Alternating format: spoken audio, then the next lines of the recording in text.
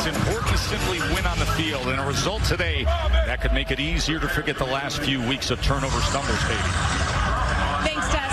Hugh, you're going with Peyton Thorne today. Why does he give you an advantage against this multiple defense? Just experience. You know, he's been in some of these battles before last year, and then obviously in another conference. Just think he's had more looks than Hank has. That gives us a better chance probably to hopefully get settled in earlier. OU's going with a true freshman mobile quarterback. What's the key when facing a guy that can use his legs? We haven't figured that one out yet. We've struggled all 3 games, the last 3 with mobile quarterbacks, but I know DJ and the staff will have a good plan. And we got to corral him when he gets out of the pocket. Thank you. Best of luck. Thank you. Jordan Rogers, our Bud Light Spotlight. You talk about the turnovers, but look what they're up against on the other side today with this nasty defense for Oklahoma. Yeah, this is what happens when an unstoppable force meets an immovable object right now with this Auburn offense against the ball-hungry Oklahoma defense, who's been nothing but a turnover machine. And you heard Hugh Freeze. Experience is why he chose Peyton Thorne, but he needs him to protect the football. Don't try to make too many plays today. Just make the play that's in front of you. This place is just special. Jordan Hare, on a day like today, Oklahoma and their fans have never experienced it. Couple Sugar Bowls these proud programs have played against each other. Just the 3rd game in the series of 2 blue bloods of the sport, and it comes here at one of the venerable cathedrals of Southern college football, Jordan Hare, as Oklahoma won the toss and they elected to defer. Zach Schmidt is kicking off today. We do have a little bit of a wind, as is noted. You will see on that big grand American flag high above the stadium, it is driving from right to left as the ball just came off the tee. Yeah, and watching the quarterbacks throw in the direction that they're heading right now, there's a lot of wind in their face, so something to watch as the game evolves. Well, last week, Jordan, Peyton Thorne had to come off the bench to replace Hank Brown in the second half. Yeah, 3 weeks ago had the 4 turnovers at Cal, but last week really gave him a spark in 4 drives, led him on 2 scoring drives. They need his experience because this Oklahoma defense is going to throw the kitchen sink at this Auburn attack from fronts to back in blitzes. He's got to be on his numbers today to make sure the decision-making is where Hugh Freeze needs it. A dangerous Jarquez Hunter is the featured back. He's one of the dynamic game changers in the entire SEC. They're going to quickly get it in the bubble to Simmons, and Simmons is wrestled down at the 24-yard line. Our impact players are built by the Home Depot. Yeah, and on both sides, there's a lot of talent when it comes to Auburn. You just mentioned his name, Jarquez Hunter. He's one of the best running backs in the entire SEC. Got to see a lot more of him today. And their #1 wide receiver, Keandre Lambert-Smith, going up against 2 of the best on the Oklahoma side, linebacker Danny Stutzman and Robert Spears-Jennings on the back end. Billy Bowman made the tackle for the Sooners. No gain on the play. 2nd down and 10. Here's Hunter, and he is tackled for a loss by the great Danny Stutzman. Boy, just mentioned Danny Stutzman. You might want to block him on the first play. He's going to skirt right here, and the right guard just misses him. Right guard thinks he's on the guy to his right, should have stepped up, and that's a big negative play. 3rd down and 12. Thorne drives it off the hands of Cam Coleman, the true freshman who was the #1 wide receiver recruit in the country a year ago. And a great read there by Peyton Thorne, just a curl flat. Young, talented receiver Cam Coleman. He's got a bright future, but has had some problems with drops, and that's not the way you want to start the day for this Auburn offense and Hugh Freeze. So a 3 and out will bring out the 6'3" big Aussie Oscar Chapman to punt away, as Peyton Bowen's going to have a chance for a return. Driven knuckler inside the 35, and special teams coverage right away on top of him. Now here's one of the big stories. It is the true freshman from Emerson High School in Dallas, Texas, who, as we said, becomes just the 7th Sooners quarterback in history to start a game as a true freshman. Say hello to Michael Hawkins. Yeah, and you see him there, the 7th dual-threat quarterback prospect last year, and that's what I want to see today. I want to see him trust his legs as a young quarterback. When you're replacing a guy like Jackson Arnold, don't try to toot too much. Listen to your feet, make a play when it's there, and trust your feet.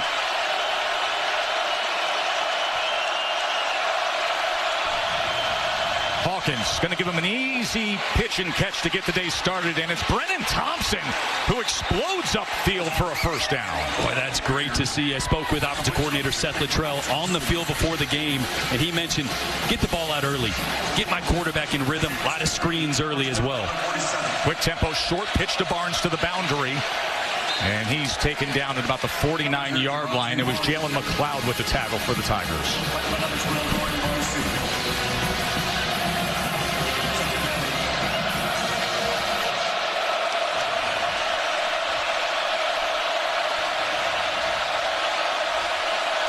Second and 8. Barnes again as he crosses midfield. It'll be third down from there for the true freshman quarterback Hawkins. That first real test here on third and medium. This Auburn defense blitzes at an extremely high rate. Tennessee brought a lot of pressure last week against the young quarterback. I expect Auburn to do the same.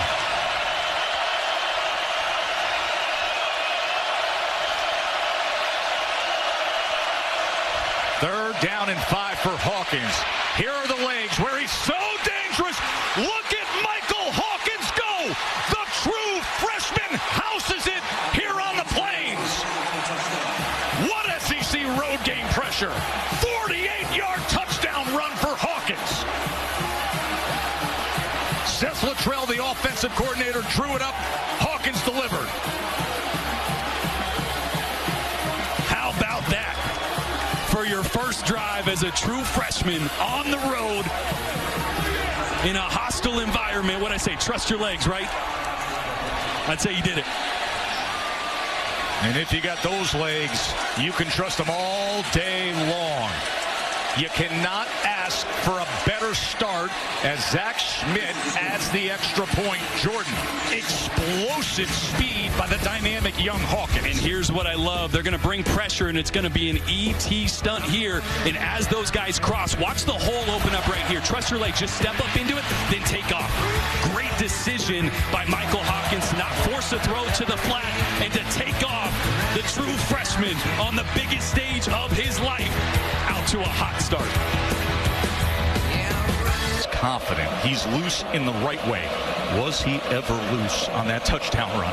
I mean, we knew he was quick. The breakaway speed that he displayed to just separate from that Auburn secondary, that was special. Katie George, what say you? Well, guys, Mike Hawkins found out he was starting this week when he got to practice on Monday. Brent Venables did not make a big team announcement or have a one-on-one meeting with Hawkins. He walked on the field. They said, you're starting, and it was business as usual.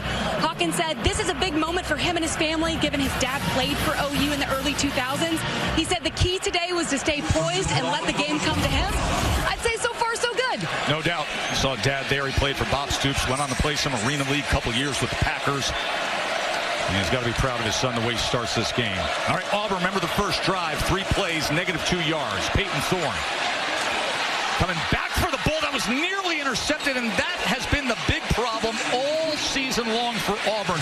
Tip balls, deflections, and then turnovers. Des Malone nearly got one. KLS was the intended target. Yeah, just a full field progression, work from his left to his right. That's his 4th read. Sometimes you just want to dump it down to the running back, right? Too much time against zone coverage for those eyes to be on the quarterback and break on the ball there. So a rocky start so far for Peyton Thorne. Hugh Freeze making a decision to go with Thorne over Hank Brown, who was last week's starter against Arkansas, but threw 3 interceptions in the first half.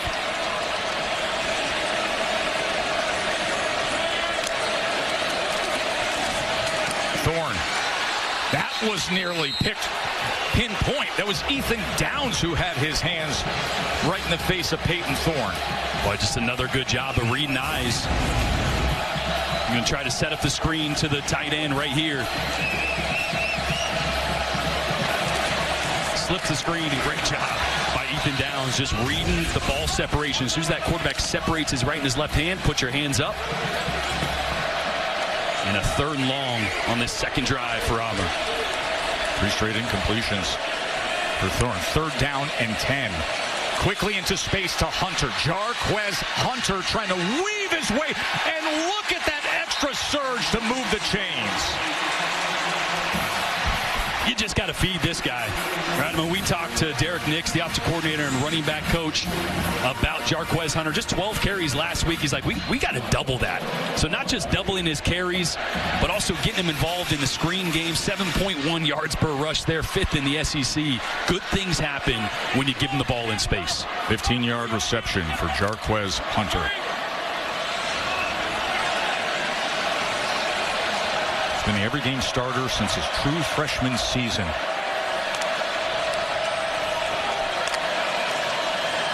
Now he'll get some work here, but he is met and then driven back as it was Billy Bowman the first to get to GWES Hunter, and the rest of the Sooners defense cleaned it up.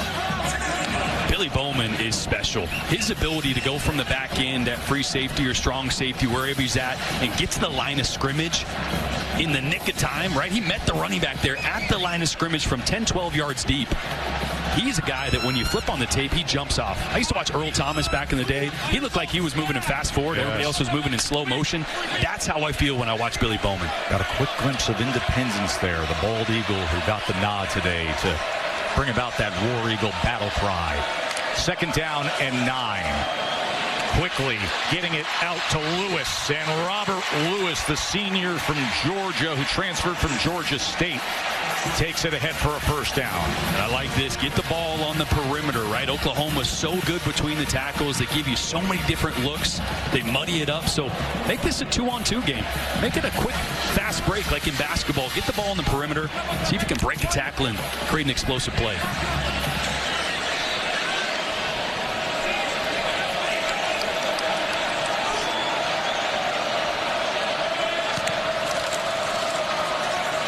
Fakes the flea flicker, and then Hunter goes ahead.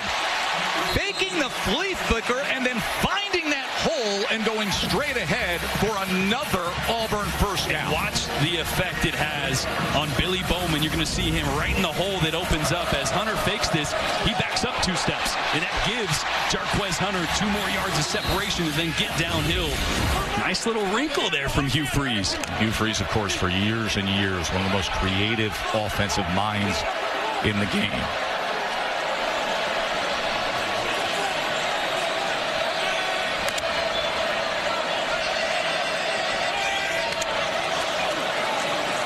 First down, Thorne drives the ball to the outside, and coming up with the catch that time was Keandre Lambert-Smith. He falls down and stayed focused on the ball, Jordan.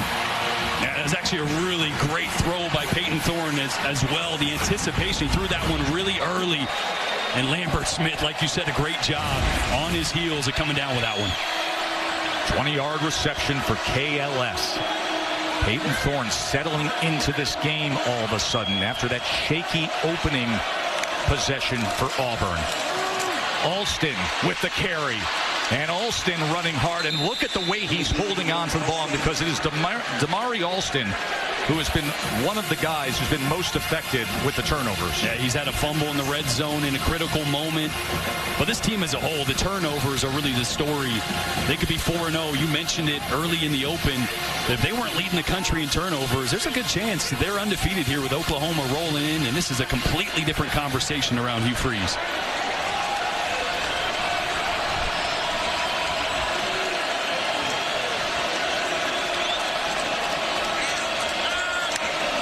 Second and 7. Thorne's going to run it himself inside the 10 and spins for that line to gain.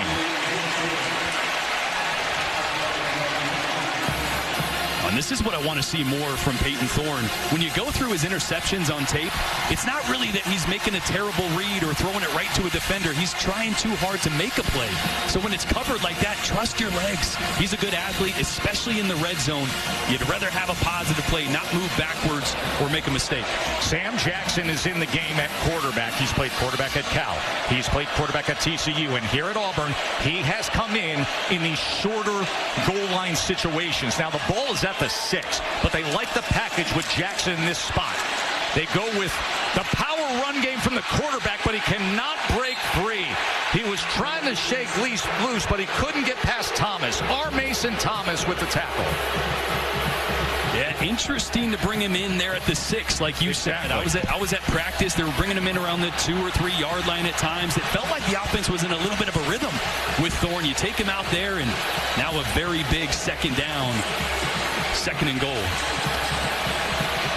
This will be the 11th play of the drive after Oklahoma immediately with their true freshman quarterback hit on a 48-yard Hawkins touchdown run. This is Auburn's response. 2nd and goal. Thorne, as he makes it to about the 3-yard line, it'll be 3rd and goal from there. Our Mason Thomas involved again, as Billy Bowman was. Boy, this is where I want to see Hugh Freeze give Peyton Thorne a two-way go. I'd like to see him get out the pocket a little bit. Get some rub routes, some crossers on the outside to the field. You got a lot of space to work with being on the left hash. And give Peyton Thorne and his athleticism the chance to tuck it and make a play if it's not there. 3rd and goal.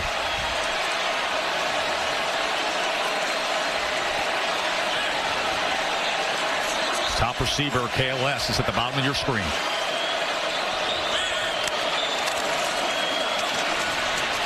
Hunter. He gets down to the 1-yard line. Got to go for it here. I think that you hand the ball out to GWES Hunter because you know you got 2 chances to get a touchdown.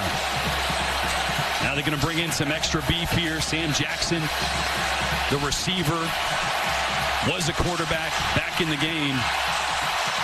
Sam Jackson.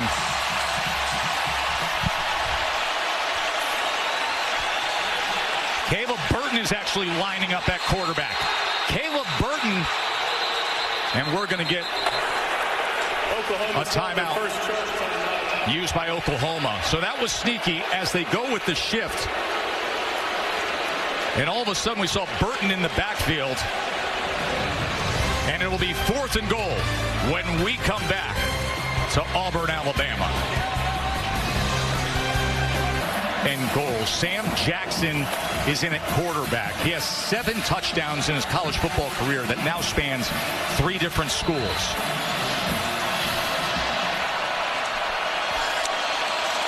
Jackson running right, turns it upfield. He didn't get there. That tremendous Sooners front with Billy Bowman and the rest of them. Danny Stutzman.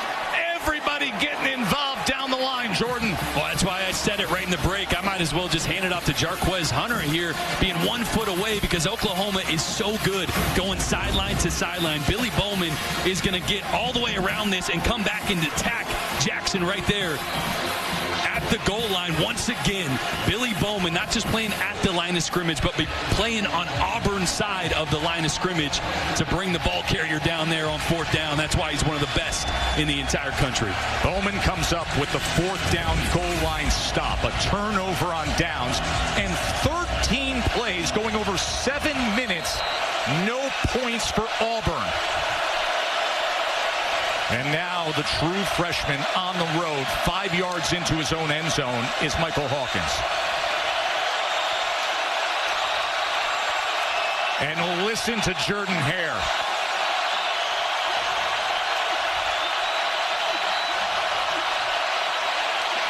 Barnes, couple yards of breathing room. Boy, how about that for your 2nd drive as a true freshman, being backed up, standing in your own end zone, making checks at the line of scrimmage. That's where the helmet communication goes so far for a young quarterback. Seth Littrell can get in his ear and say, hey, slide the protection here. You're safe on this side. Hand it off. Can walk him through a tough spot that he's in right here. Our coach-to-player communication now. The green dot you see on the back of the helmet, that's new to college football this year. Barnes again patiently waiting, picks up just a couple because Falk met him with the tackle. So now here comes Seth Littrell. You see the play caller there with a big 3rd down to get out of trouble. And now we're going to see just how much Seth Littrell trusts his young quarterback and just who they think they have on the outside that can make some plays.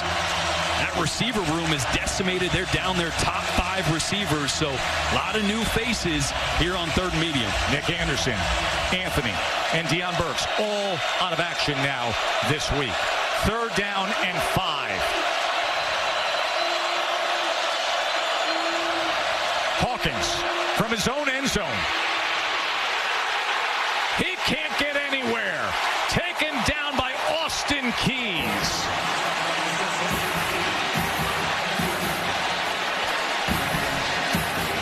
This is a great job from the pass rush on both sides, not being selfish, but rushing and closing in, rushing and closing in. You don't want to run by an athletic quarterback like Michael Hawkins Jr. He'll hurt you just like he did last drive, but constrict the pocket and take away those rush lanes. Great job by this Auburn front.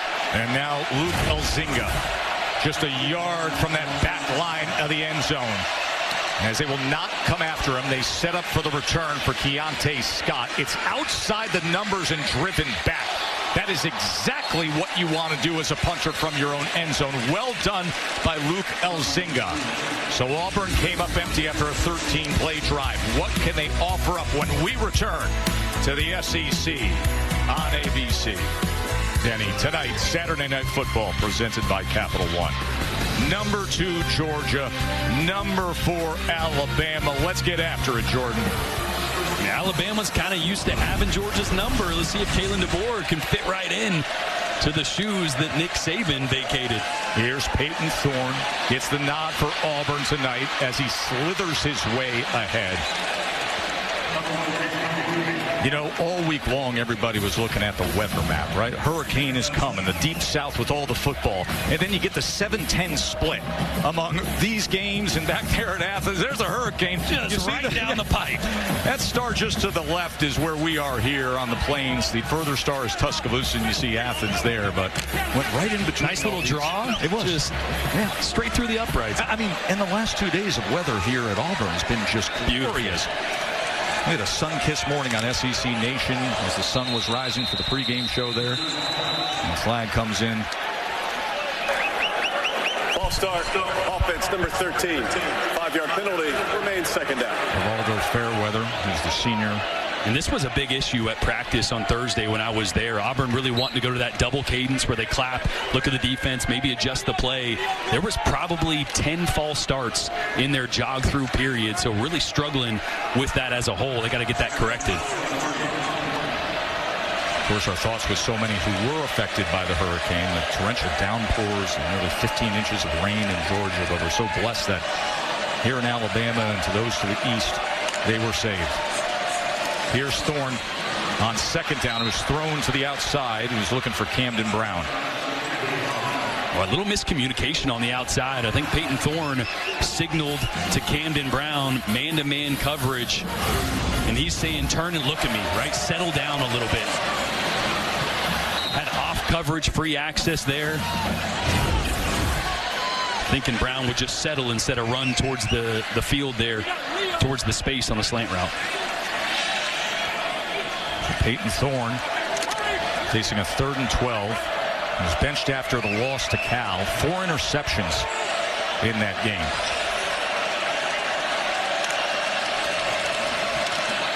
Oh, they tried to go inside, but instead it was Woolard getting his hand to deflect it. Boy, another really good job. Speaking of Zach Alley, he mentioned when you're rushing a quarterback, don't rush the quarterback. Rush with your man, especially on those screen plays. If he's going to start to vacate, don't just run to a quarterback and let him go right by you. Move with him. Did it there. And the second time, a little screen was snuffed out and knocked down. And the second time, a 3 and out for Auburn. Oscar Chapman on to punt.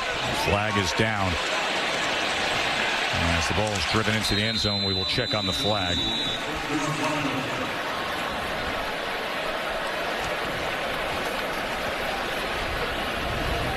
Jason Autry heads up this crew. Brent Venables looking for an explanation. Going with a true freshman quarterback today is coach. Illegal formation, kicking team number 23 was not on the line of scrimmage. The 5-yard penalty will be added to the end of the play after the touchback. First down. Now, speaking of the true freshman quarterback, our player check-in presented by Allstate. You want to see how fast Michael Hawkins is? First drive, 3rd down. We knew he was quick, but look at the breakaway speed. I mean, there's Auburn defenders in the second. Look at this. Watch, we're going to put it right on the 40-yard line. Bang, go. So here's his 40 yards to the end zone. Full pad, slowing down a little bit. 4.48. Are you kidding me? I mean, there was Auburn secondary defenders that had great angles on Hawkins, and he just ran away from all of them. A true freshman. A 48-yard touchdown run, and that has the Sooners up 7-zip as Barnes will take the carry. He's met at the line of scrimmage. We kind of mentioned not the perfect scenario for a true freshman. He's had a hot start so far, but you're on the road. You're down your top 5 wide receivers. Offensive line is starting its 5th rotation as well. And look at all the names. Seth Luttrell on the field earlier was saying, I'd love to have just one of those guys. No, Katie will inform us a little more there. All the shuffling they've had to do and the domino effect because of it. 2nd and 9. Here he goes again. And this time Hawkins has to come up short as the defensive back was coming in, as well as Asante. Katie. Well, Tess, they're so decimated at receiver. They moved cornerback Jacoby Johnson to wideout this week in practice. Given the severity of the situation, the position change also led to a jersey number switch as well. Johnson's wearing number 19, the same number formerly worn by tight end Caden McIntyre. McIntyre is now 86 this afternoon. And Katie, this is a spot where you need your best receivers. 3rd down and 7. But that injury report doesn't help. But they get it complete as he drives it to Bowers Sharp, and Sharp with a big chunk play inside the 25. Michael Hawkins absolutely rifled that, but let's check the flag back at the 35.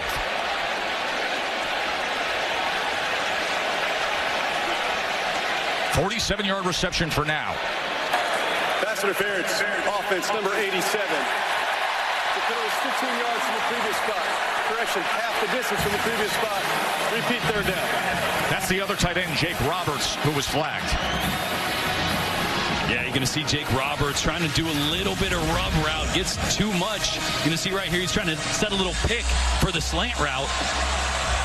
And you got to at least look like you're trying to avoid the defender. That time there really got a piece of him, which opened up that angle, or excuse me, opened up the field in the middle there for Bowers Sharp. And now it's 3rd down and 21. And that means 88,043 faithful are ready to roar for their defense.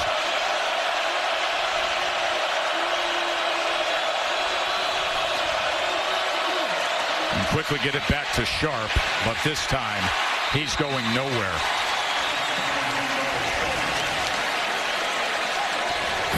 Just a massive penalty on that 3rd down, and you're going to look back at that on film and watch it and go, you probably didn't even have to make contact there.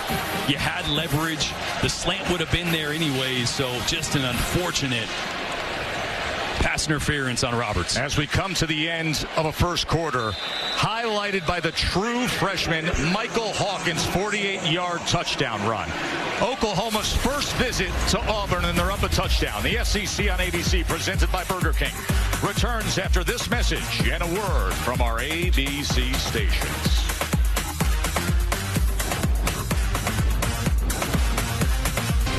Glad you're with us watching the SEC on ABC. Alongside Jordan Rogers, I'm Joe Tessitore up here in the booth. Katie George down on the field.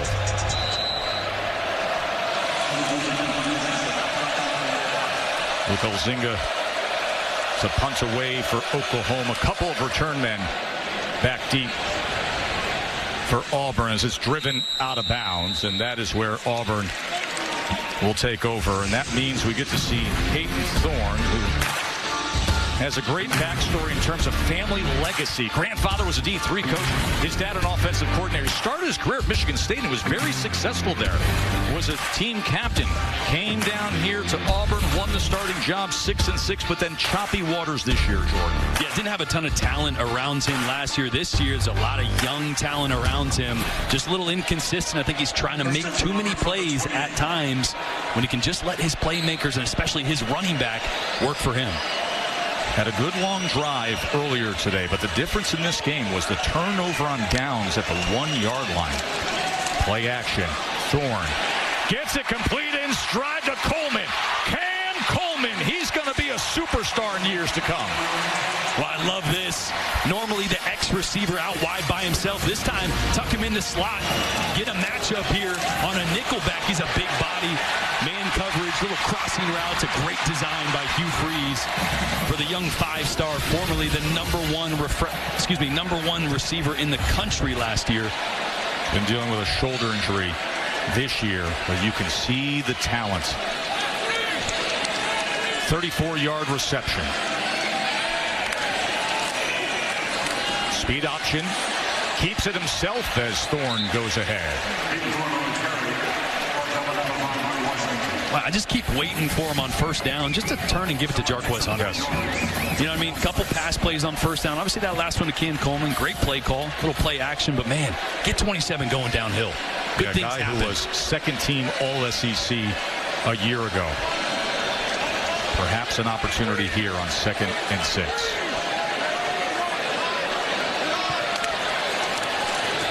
And there is the short pitch to Hunter as he tries to turn the corner. It'll be 3rd down from there at about the 32-yard line. Woody Washington and Des Malone on the tackle. Yeah, just really tough against this defense to go laterally. Right, they're so fast, the team speed. Woody Washington making a great play there after getting beat by Cam Coleman a couple plays ago.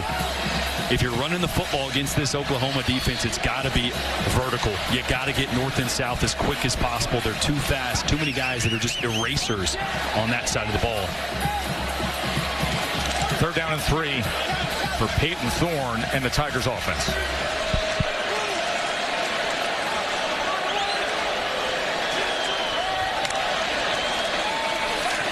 Thorne with time.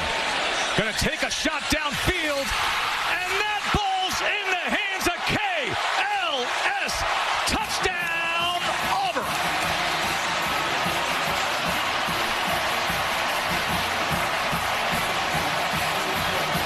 Boy, their best receiver, Keandre Lambert-Smith, working on Des Malone. Heck of a throw. Actually, a little pump fake by Peyton Thorne, was able to recover and deliver a strike. And that's really been probably the weakest part of Peyton Thorne's game. Throw the interceptions out the window for a second. They haven't been able to push the ball downfield with a ton of effectiveness. A big one there when they needed it. After that long drive where they came up empty, Towns Magoo gets the extra point.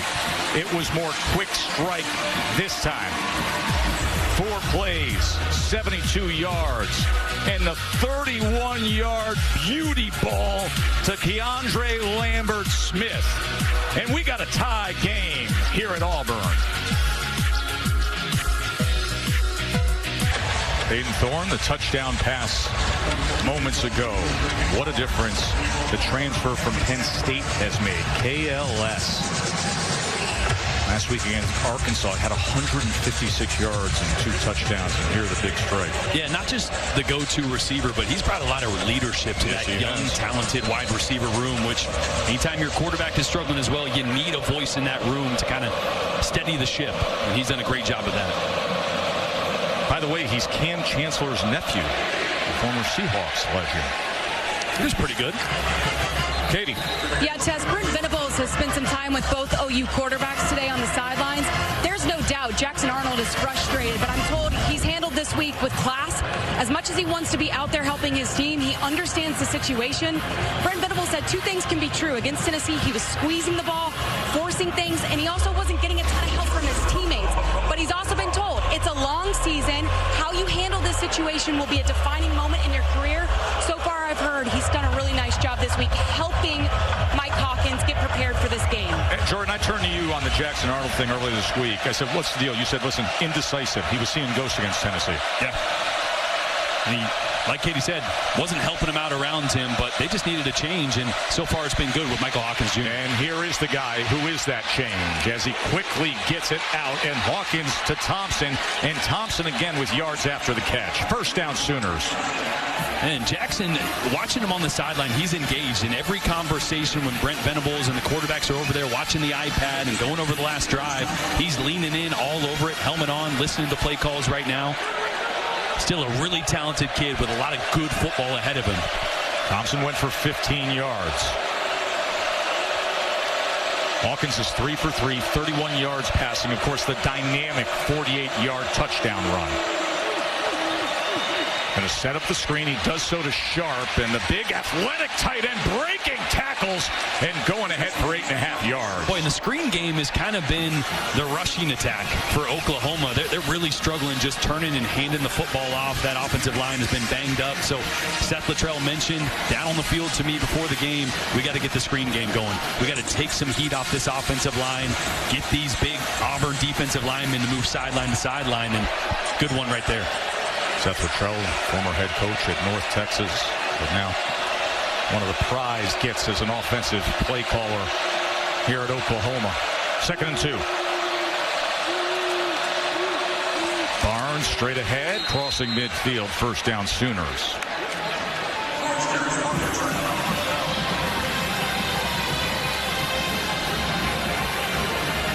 We are noticing a lot more just handoff screens, not many RPOs, something Brent Venables said he wanted to see less of from this offense. Hawkins on first down, somehow stays alive for the moment, and then desperately throwing it. You can hear the reaction from the crowd. Flag is down, by the way, deep at the 35-yard line. And now they will place that flag down where Hawkins threw the ball away in desperation. Well, I think there's going to be a pass interference call where Michael Hawkins Jr. wanted to throw it. There are fouls by each team on the play. Holding, defense, number 23. Intentional grounding, offense, number 9. Those fouls offset. Repeat, first down. You saw the reaction by Hugh Freeze. Like, we got after him. We chased him down. We got the intentional grounding, but then Jake Crawford, the true freshman. Yeah, Hawkins looking to his left, trying to get Reagans, getting pulled down by another true freshman, Jake Crawford, and that causes Mike Hawkins Jr. See him looking to the left, one to hit that. It's not there. Starts to panic a little bit. And then as he's going down, that's just something that takes more than a couple drives in your career to realize. Just eat it there. Lose 5 yards instead of head backwards even further. Hawkins, plenty of time, and then has to make a decision to scoot ahead, and only goes for a couple yards before Eugene Asante is able to wrap him up. He is the heart and soul of this defense. Yeah, and he was a spy on that one for Michael Hawkins Jr. We talked to DJ Durkin, right? On third downs and passing situations, who do you spy him with? Is it a secondary guy? Is it a guy like Eugene Asante? Right there, just getting eyes on the quarterback, making sure you don't give him those running lanes.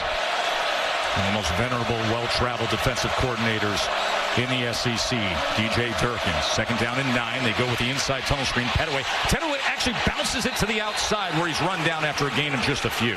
So obviously blocked for the inside tunnel. He had to bounce it to the outside. Yeah, just really good pursuit from this Auburn secondary on the inside. Maybe would have got a couple yards if he would have stuck it right up in there trying to make a play. And with no Deion Burks, Pettaway is really that go-to dynamic receiver. They want to get opportunities with him and the ball in space. Especially here on third down, you're going to see him at the top of your screen. Right there.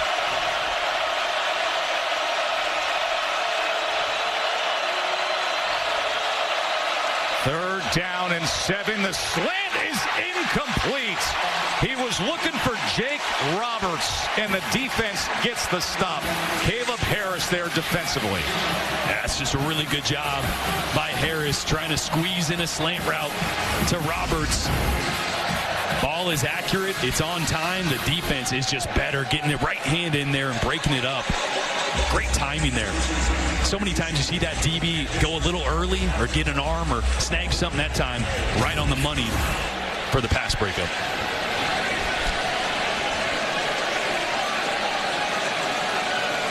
Elzinga looking for the pin. And it checks up and then goes the opposite direction. So it'll be around the 19-yard line where Auburn will take over.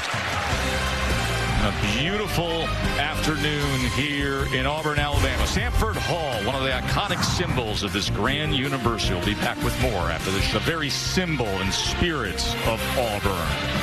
And a great tradition that is kept alive each and every home game. War Eagle battle cry heard before kickoff every time you're here. You only got 2 Eagles. I got Aurea and Independence, and they don't decide who flies until they take a look at the wind patterns. So Independence got the call today. Kind of how you handle quarterbacks sometimes. Pretty much. Here's Alston on the carries. He goes ahead for 3 yards. Who's got the hot hand, you know? Yeah. It's kind of how Hugh Which Freeze, way the wind is blowing. Yeah, it's kind of how Hugh Freeze has really handled this situation. Last couple weeks, especially after benching Thorne and then went to Hank Brown. He struggled and back to Thorne, and I think he's really just looking for consistency. And I've loved Thorne so far because when a quarterback has thrown interceptions, what you don't want is him to start to be hesitant and not take the chances when they're there. He's taking shots and taking chances, and he's getting this offense going. So Hank Brown over on the sidelines looking in at Peyton Thorne. He gets to start today. 2nd and 7. Alston, he is tackled for a loss by Kip Lewis. Jeez, but Danny Stutzman really made that play. Just came right through the A-gap, turned that run back into the inside. I'll tell you what, Stutzman didn't have, I think he only had like 3 tackles against Tennessee, but he was in on every play. I mean, the stats sometimes don't just tell you the impact that 28 has on the game. That's a great example there. A guy who, by the way, was basically off to the NFL, and then he was talking to Coach Venables, and he said, I want to experience year 1 in the SEC with Oklahoma. 3rd down and 9. Big chance for Stutzman and that Sooners defense. They're going to keep it on the ground, and they're going to get it on 3rd and 9. How about that call by Hugh Freeze?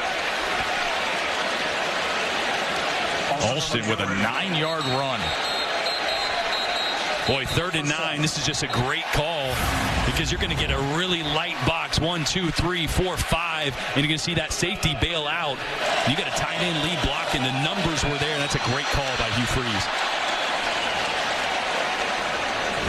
Trace Ford, the defensive end, is slow to get up. The medical staff is out to check on him. And transferred in from Oklahoma State. Redshirt senior. He's part of that rotation of that outstanding defensive front for Oklahoma.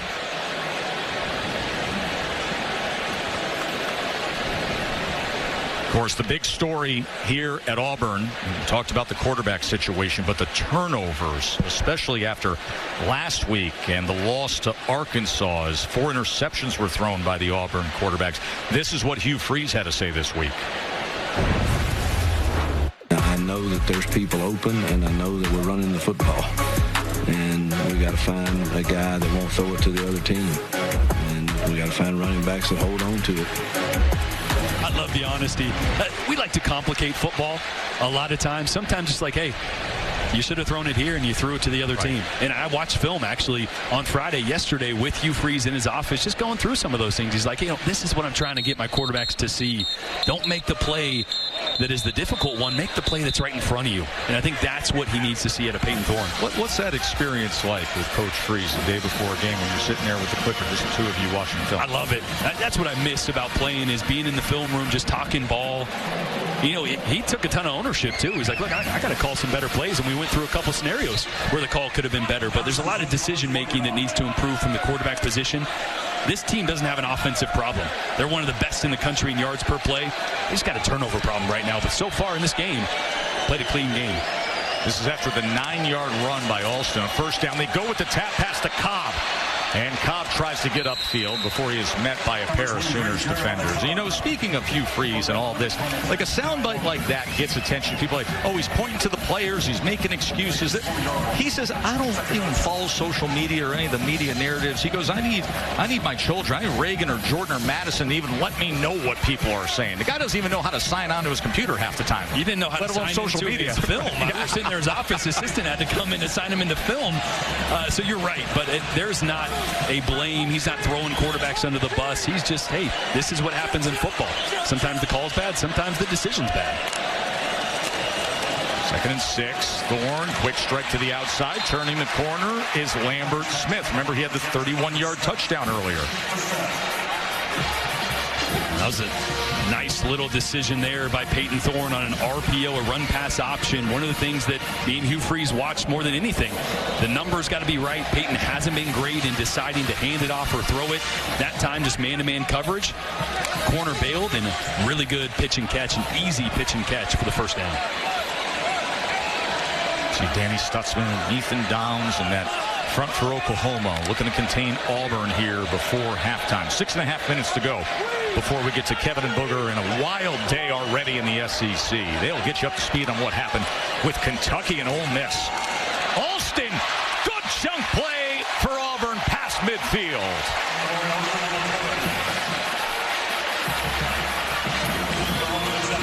Boy, Jeremiah Wright, big 77, 6'5", 333.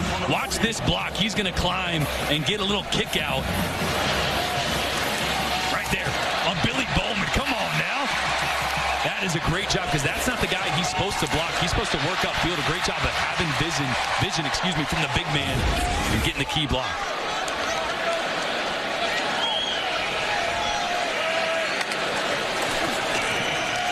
Thorne on first down, going to take a shot again, and he nails it! Malcolm Simmons, how do you do, young man?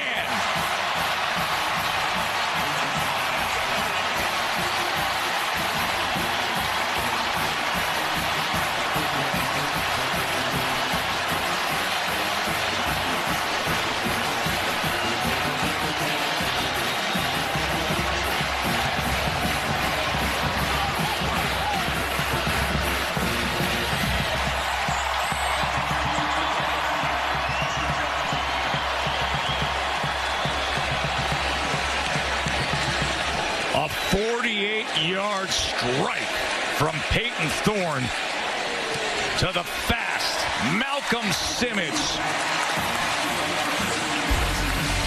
Boy, and it's a great job getting Billy Bowman, the safety, out of position. Watch Camden Brown push it up and take it here, and that's going to take Billy Bowman out of center field, or out of that half of the field, and that's what opens up the deep post behind him for Malcolm Simmons, one of the fastest, most athletic guys on Auburn. And Peyton Thorne, benched last week, back, proven he's the guy for the job.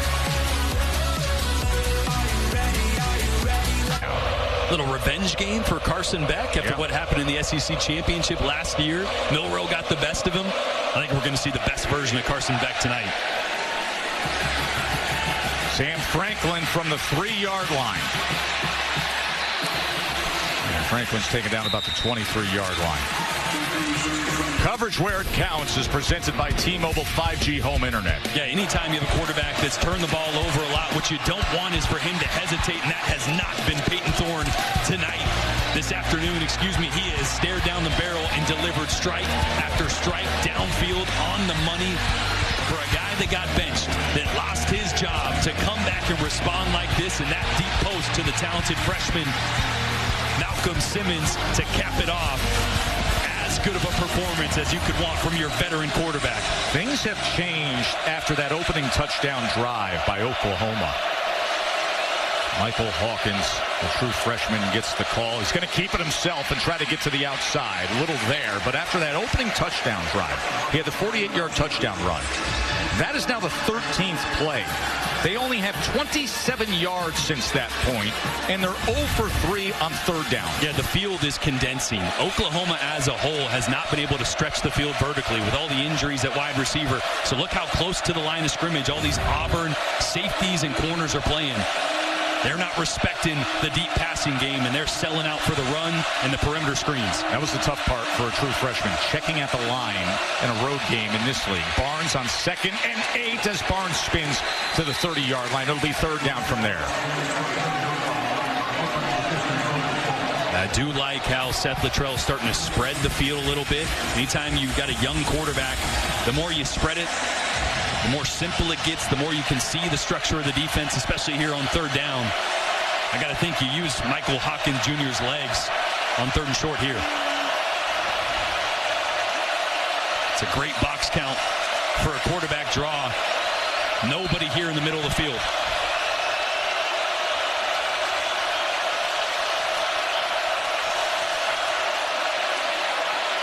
Third and 3. Can he do it with his legs? Directing traffic. Cannot turn the corner at all. Coming up with the stop was DeMarcus Riddick, the true freshman from Clanton, Alabama. Boy, and just great coverage on the back end by Auburn.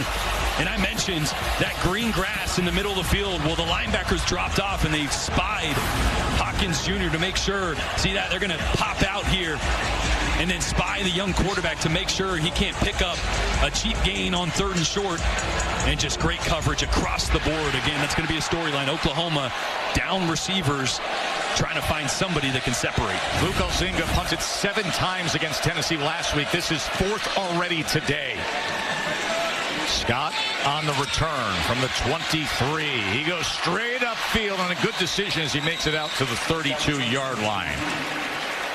Let's look at the Taco Bell Live Mas section, one of the great student sections in all of college football. And all season-long student sections across the great country are competing to be the Taco Bell Live Mas student section of the year. You can download the Taco Bell app to learn more. They've been getting after it. Student section was over at SEC Nation earlier this morning, making some noise. Roaring behind you and Laura and Paul and Tim. That was a scene at SEC Nation.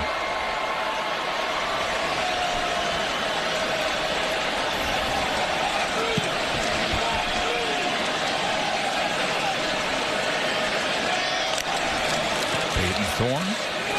Keep it on the ground with Jarquez Hunter. Not much there. Of course, Peyton Thorne now 2 touchdown passes today, 171 yards. And a really important drive here for this Oklahoma defense and leader Danny Stutzman. They had a players-only meeting in the locker room after the Tennessee loss, bringing everybody together, realizing, hey, we're going to have to lean on this defense with the offense where it is. This is a drive. They got to stop the momentum that Auburn has right now. Give their offense a chance to tie this one up before half.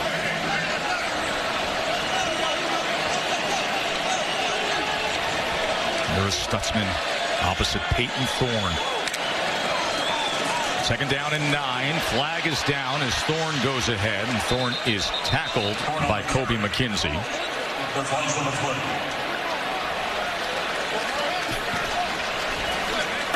Offside. Defense, number 56.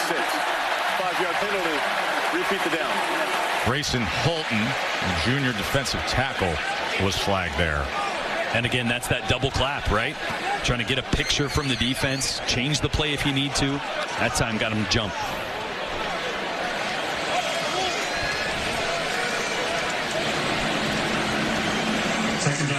We're really seeing this Auburn team slow the tempo down. Not just here on this drive, but the last couple drives. Not the usual fast break offense we're used to seeing. Get to the line of scrimmage, run a play. Really being methodical. 2nd and 4 after the penalty.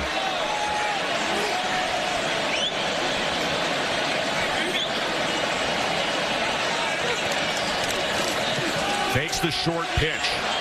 Thorne looking for a block from his receiver, and in doing so, he should have the line to gain.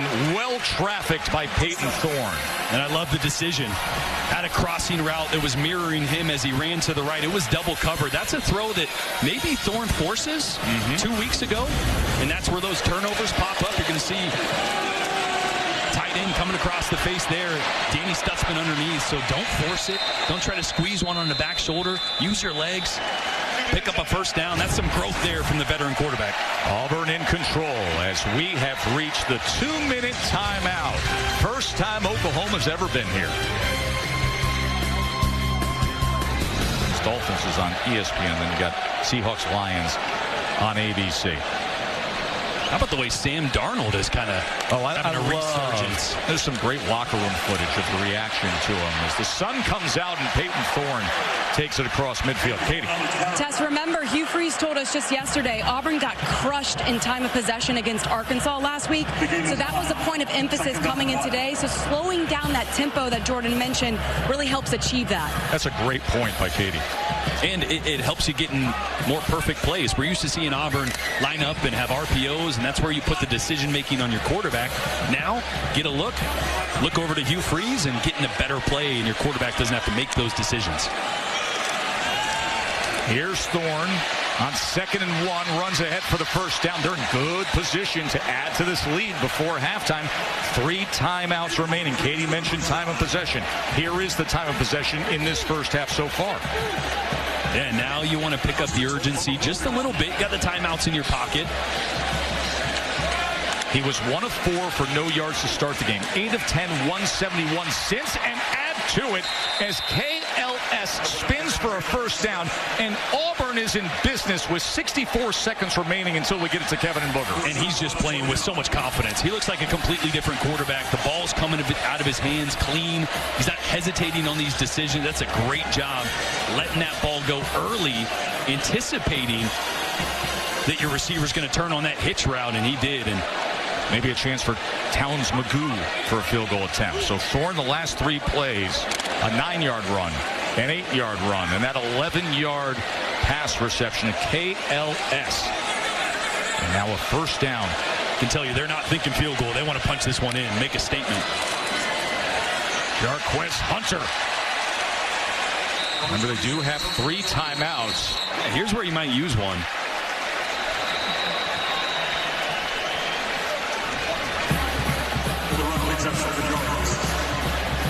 And with the timeout, let's check in with Kevin in the studio.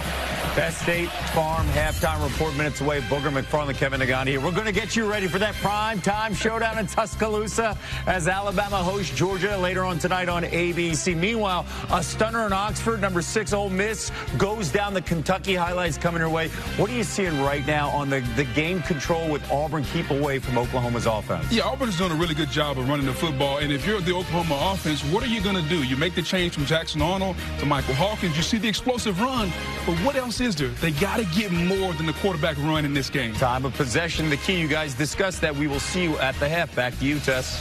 Looking forward to it, Kev. And by the way, that Kentucky defense today, holding Jackson Dart to just 1 touchdown pass. And a couple weeks ago, holding Georgia to just 13 points, even though they lost that one by 1. Kentucky's the real deal on defense. Coach Brad White. 2nd and 3 after the timeout. Thorne, ball comes loose. And diving ahead and jumping on it, Auburn's able to recover as Thorne was quick to get to that. Boy, that was Trace Ford. Trace Ford, such a great get-off coming on the speed rush on the outside to Thorne's right. And almost a disaster for this Auburn offense. Pressured, survives it, and then is taken down for the sack. That was McKenzie getting in against Peyton Thorne. Yeah, you're going to see just an inside pass rush this time, bringing pressure down this way. And right now, Auburn, I feel like trying to hit those chunk plays to the field. You got 2 timeouts. You can use the middle of the field, right? Get something going to green grass. Timeout was exhausted there. 37 seconds.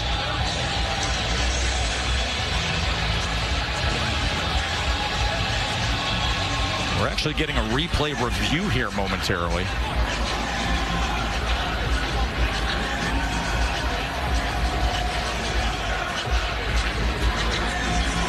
I'm trying to find out if they're possibly taking a look at the play previous, Jordan.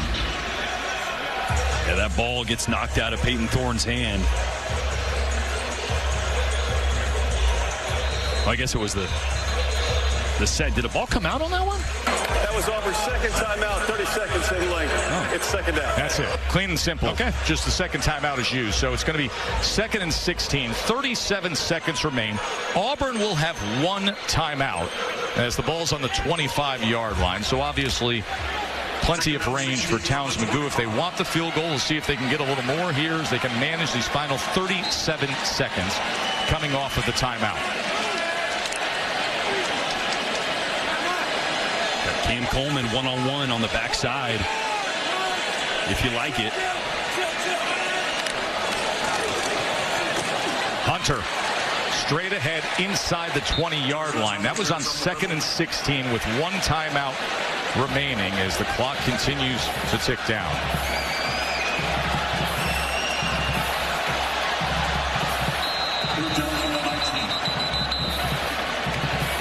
And now a timeout will be used here. The game started off with the decision to start the true freshman quarterback, making Oklahoma and their coaches look brilliant, Michael Hawkins. And he didn't take long to make a statement. The long touchdown run on his first 3rd down on the Plains. But it was Peyton Thorne that had the answer. pressure. And this Auburn offense has really answered every time they've had the ball here in the second quarter.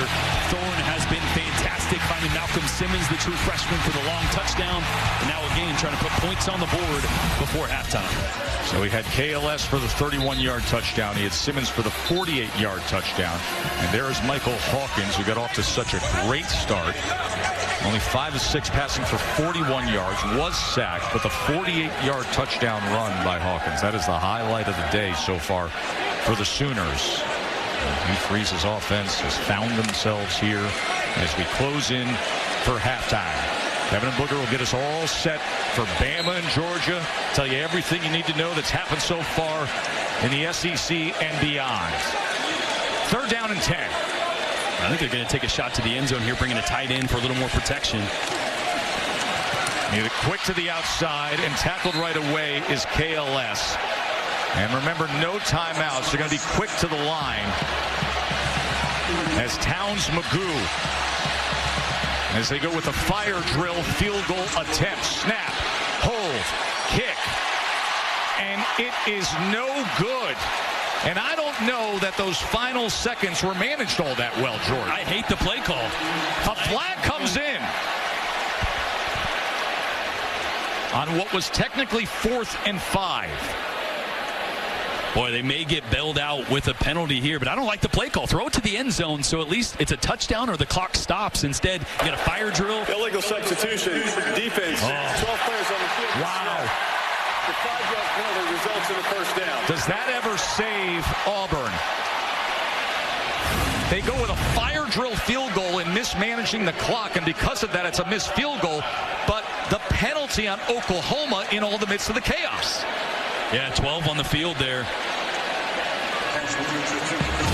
So Towns Magoo now gets a reset. He can line it up.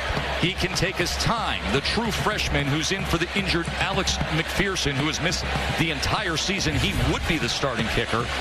But Towns Magoo, the true freshman, in his place with zeros on the clock because of the defensive penalty. The 27-yard attempt. And it is still no good. Wow. And that is the reality sometimes of being a true freshman in this kind of a spot. 27-yard field goal missed. See the snap and hold. Snap good, hold. Laces away. Yeah, he came across it. Yeah, got his plant leg too close to the football there. Came way across it just like the previous one. But again, back to the play call at the end. I don't like throwing a hitch route on man coverage. No. Take a shot, jump ball. It's either a touchdown or at least the clock stops, and then you can trot your freshman out there and he can have time to think about it. Katie's with Coach Venables. Thanks, Tess. Coach Venables, you were able to get the stop there. How would you assess the defense's play so far? Not very good. We've allowed them to just nickel and dime. It's not tackling underneath in our coverage, not reacting. They're doing a good job running the ball downhill on us right now. Offensively, what do you need to do to move the ball more consistently in the second half? Yeah, we just got to handle the rush. I thought Mike did some really good things in the first half. You know, Auburn's been able to sit on the ball, and so we haven't had many opportunities to get in a really good rhythm. But a little bit of work they've had, they've done some good things, and Mike is showing again he's an explosive guy. We got some guys open down the field. We got to locate them, and again on defense, man, we got to tighten it up in a lot of ways. Thank you. Yeah, that defense that has given up 278 yards to Auburn. The State Farm halftime report is still to come after these messages and a word from our ABC stations. Now we get a true, intense SEC road game for the Oklahoma Sooners at Auburn. 14-7. Peyton Thorne, the Auburn starting quarterback today with 2 touchdown passes, but Oklahoma will receive here in the second half. And that defense of Auburn, boy, they really got after it after that opening Sooner. Yeah, they've been swarming. The long run by Mike Hawkins, and other than that, they've pretty much stifled everything. A lot of eyes on the young, talented, dual-threat quarterback to make sure he doesn't escape like he did on that first drive, and then the coverage on the back end as well. Just no windows to throw the football, and again, spying the quarterback every third down to make sure his legs don't pick up a first. The opening drive, they went 68 yards and had a touchdown. did Oklahoma. You see the second quarter dominance by Auburn. Since that opening drive, Michael Hawkins in this offense, 15 plays and only 43 points. Barnes on the ground. He is met right in the hole that time, as filling it was Caleb Wooden. You know, on one side we got a veteran quarterback in Peyton Thorne having a little bit of a resurgence this game. On this side for Oklahoma, you got a true freshman quarterback that's realizing after that first drive, it's not all sunshine and rainbows in the SEC. It gets difficult, and you got to be able to make plays when they're there, but this defense has really taken away every opportunity. So we mentioned it, Jordan. Just the 7th Oklahoma quarterback in their great history to start as a true freshman is Hawkins today. 2nd and 8. He's going to show off the arm, but it's too far beyond Brennan Thompson. Wow, first time we've really seen Oklahoma and Michael Hawkins Jr. stretch the field vertically, and he had him there. That's one thing you learn as a quarterback, is just leave it on the field. A 50-50 jump ball is way better than it landing out of bounds, and missed a big one there.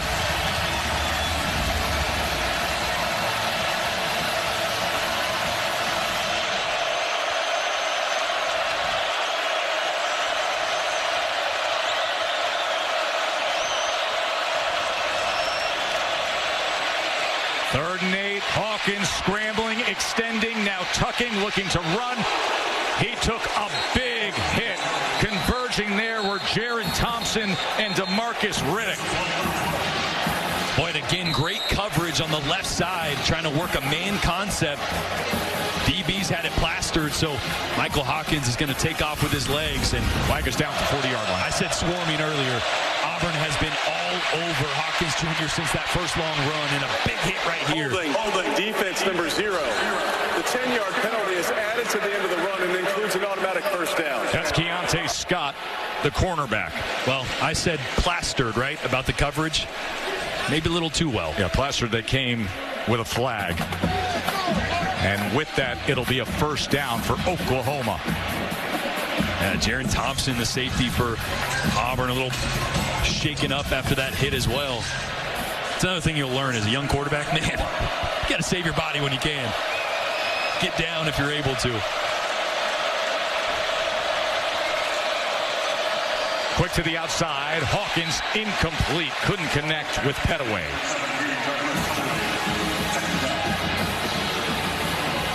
Now remember, they are absent so many of their top pass catchers. Nick Anderson and Anthony and Deion Burks. They are missing so much of that wide receiver room. 2nd down and 10.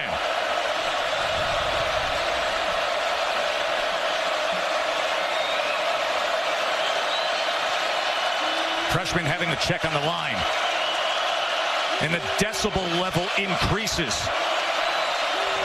Hawkins, pressure on him, sets up the screen, but the tight end Sharp is gobbled up right away. Auburn all over it with Eugene Asante. Wow, Eugene Asante read this one from Jump Street. Just another great job on a screen. Watch him right here, just sit, and then attack as that screen develops. With Bauer Sharp there on the right side, slips right underneath the block of Branson Hickman, the center, and makes a huge stop. 3rd and 11.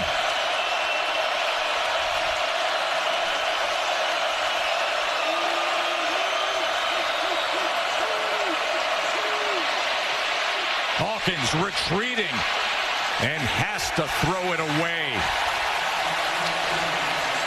The initial pressure came from McLeod, as well as Riddick. When you watch this develop, there's just nowhere to throw the football. This Auburn team under defensive coordinator DJ Durkin playing a ton more man coverage, and watch these receivers trying to work, trying to find an opening, but just, where are you going to go?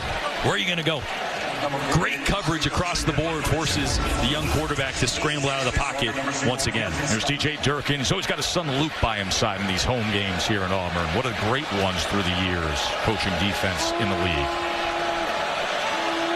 Bolzinga on to punt again for the 5th time.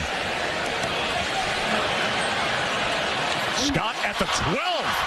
He fields it in traffic and has a good return out to the 23. Katie. Yeah, Tess, I spoke with Hugh Freeze coming out at half, and I asked him, what do you like about Peyton Thorne's play so far? And he said, it's going to sound simple, but he's taking care of the football. He said he's not forcing the issue. issue. He's playing clean, no turnovers thus far.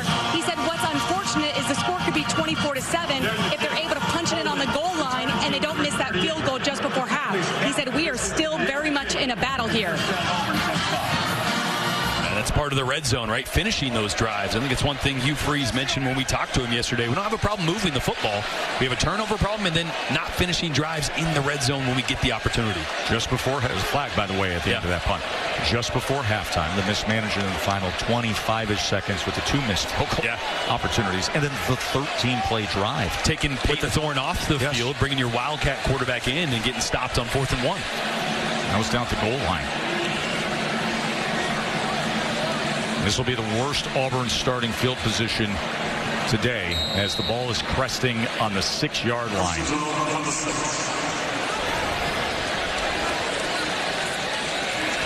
This is where this Oklahoma defense has got to take things into their own hands. Your offense is struggling. You lead the country in takeaways. This is where you need one of those.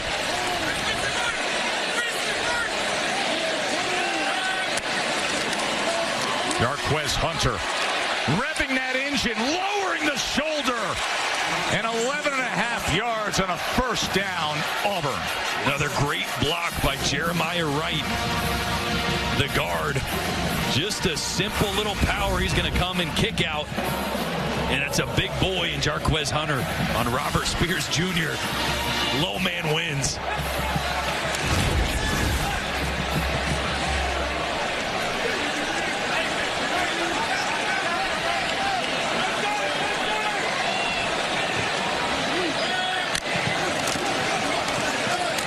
To basics with Hunter as that offensive line drives the pile out to the 22-yard line.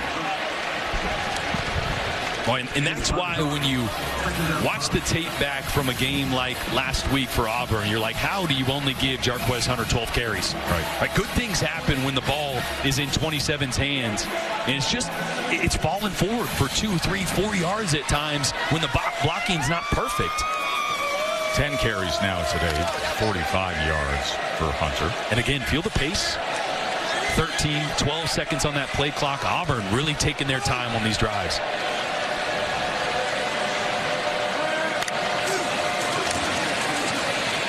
Thorne coming back for the ball was Cam Coleman, the true freshman who one of the biggest recruits in the country, dealing with a shoulder injury, and you're starting to see what he's capable of. And you love to see him catch the ball on a curl route like that because the very first drive on 3rd down dropped a would-be first down on his first target of the game. So as a young guy, a quarterback showing that trust in you again, coming back to you, having the opportunity to catch one and convert, that builds the confidence. These 2 freshman receivers they have, Coleman and then Simmons had the 48-yard touchdown. Watch out in the coming years on the outside with Auburn.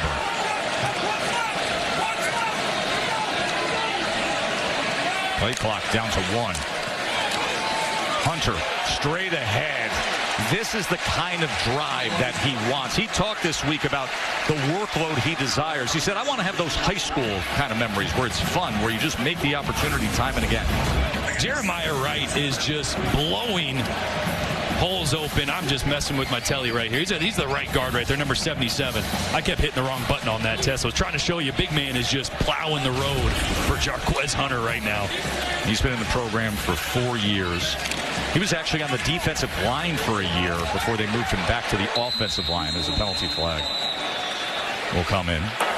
Illegal substitution, offense, 12 players in the huddle. 5-yard penalty, 2nd down.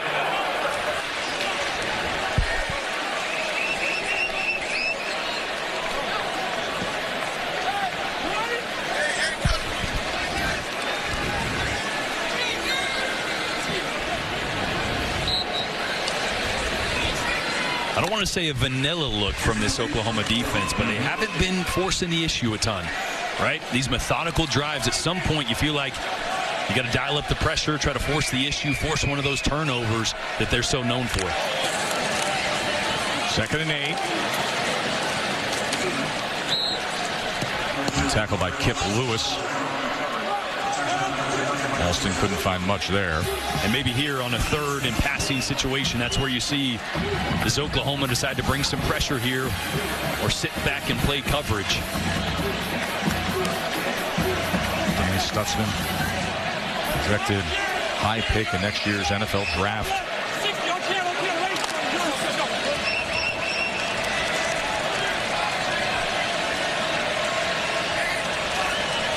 Third down and 7.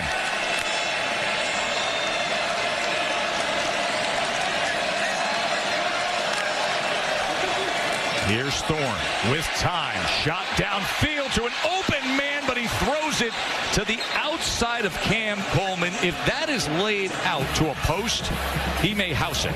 Yeah, and that's maybe an adjustment error by Cam Coleman. They're trying to hit a sail route to number 14, Robert Lewis, in the slot, and that route by Coleman on the outside here against man coverage, I think sometimes that converts to a go route, and I think that's what Peyton Thorne is thinking, not the post route. Right. You got man, just take it off, and you see the frustration with the young receiver on the outside. Just a miscommunication on that one. Yeah, that thing's a 9, and he's housing it. Yep. Great special teams coverage. Flag comes down. See if he got there early that time. And you see Simmons saying, what's wrong? I'm doing my job. Was that fair catch called that went unnoticed? I think maybe he called a fair catch, and it went unnoticed by the unit. Let's see if he gets that hand up. Kick catch interference. Kicking team number 11. The 15-yard penalty will be enforced from the spot of the foul. It'll be first down, Oklahoma. Timeout. Take a break. Oklahoma trailing by a touchdown when we return. Active on this Auburn sideline ever since the disconnect on the downfield throw. You saw him there talking to Hugh Freeze. He spoke with every position group, but spent a lot of time with the wide receivers trying to work out some things.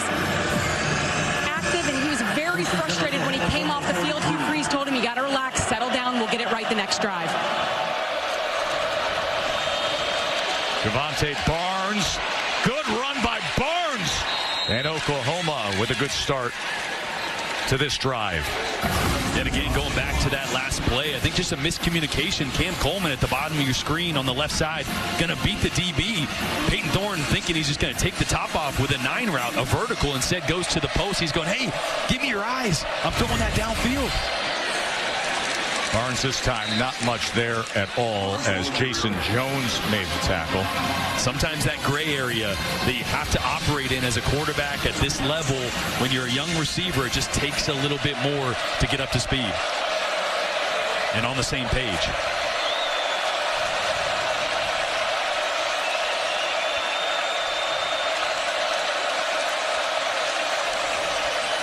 Barnes driving ahead for maybe 2 yards. It'll be third down from there.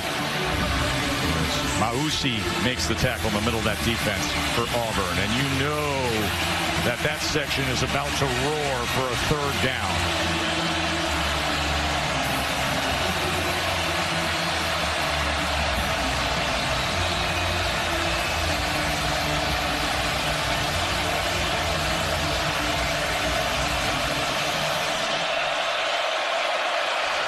Auburn showing pressure. They're trying to sort out protection here with a few seconds left on this play clock.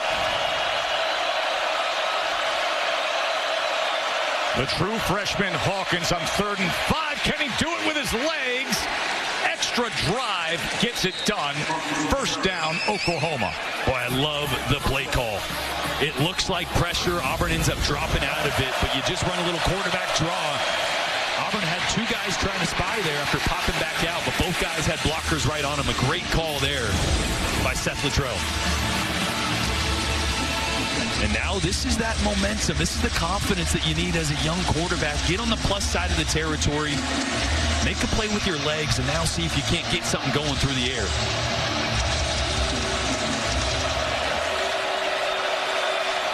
That's only their second third down that they've converted today. And a timeout is going to be used by Oklahoma. We'll take a short break. Can they continue this march down the field? We find out when we return to the SEC on ABC. Jalen Hurts. He was right in the mix, a Heisman finalist in 2019. Familiar face in Dylan Gabriel. Of course, you talk Dylan Gabriel, you got to mention that he eventually goes to Oregon. There's the duck. Get rid of the duck. Why is there a chicken in the background? And now, this year, it was Jackson Arnold who's the 5-star, but now it's Michael Hawkins who's, at least in the first moments today, the current star, and maybe the future, the true freshman. How will this whole thing play out? It's happening in real time in front of us. Yeah, I still think it's to be determined. Jackson Arnold was the heir apparent. I did the bowl game, the Alamo Bowl. It wasn't a perfect night for him, but he showed poise and talent. The future looked really bright and just hit a rough spot to start this season for a number of reasons, and now it's Michael Hawkins' turn to see if he can't get things going. And off the timeout, a struggle to get back to the line of scrimmage for Javante Barnes, the running back. 6.5 minutes to play here. A touchdown lead for Auburn. Joe Tessitore with Jordan Rogers as Jesse Palmer is on his other assignment for the letters A, B, and C. One of the many assignments. That's right. Happy to have you with us, Jordan. Katie down on the field. 2nd down and 8. Oh, nearly a miscommunication as the flag comes in, but it was Brennan Thomas coming in motion across just as the snap came. Yeah, these are little things. False start. Offense number 2. 5-yard penalty. Remains 2nd down. Michael Hawkins Jr. having some words with his center, Branson Hickman, about timing up this motion. You can see he asked for it, right? He asked for it. That point there is for Hickman to snap the ball. It's late and almost a really bad play there. If that hits Brennan Thompson or whatnot, you're almost okay with a false start there instead of what could be worse. It could be a turnover that you can't afford. Trailing by only 7. 2nd and 13. Hawkins looks right, looks left, now runs, keeps his footing, and nearly made a man miss as a flag reins in at the 25-yard line. It was Jalen McLeod, the defensive player that we mentioned.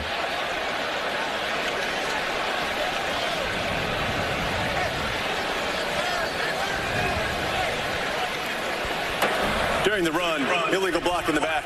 Offense number 17. That's a 10-yard penalty from the spot of the foul. Repeat 2nd down. So receiver Petaway. Yeah, Petaway just trying to help his young quarterback out. You're going to see him coming to your screen right here. On Asante. It was not much. But anytime you stick your hands out to the backside of a defender, they're going to see that. They're going to throw it.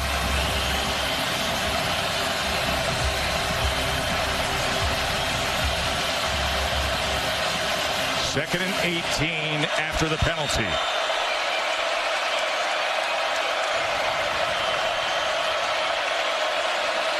Hawkins with time for now. And able to connect as he gets it to Hester.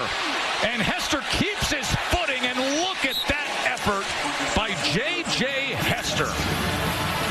First down, Oklahoma. And J.J. Hester is a guy they've been wanting to get going. The 6'4", fifth-year senior had some drops earlier this year, but a big one here to convert a desperately needed explosive play. Cornerback there, the true freshman, he's trying to midpoint over the top of Petaway.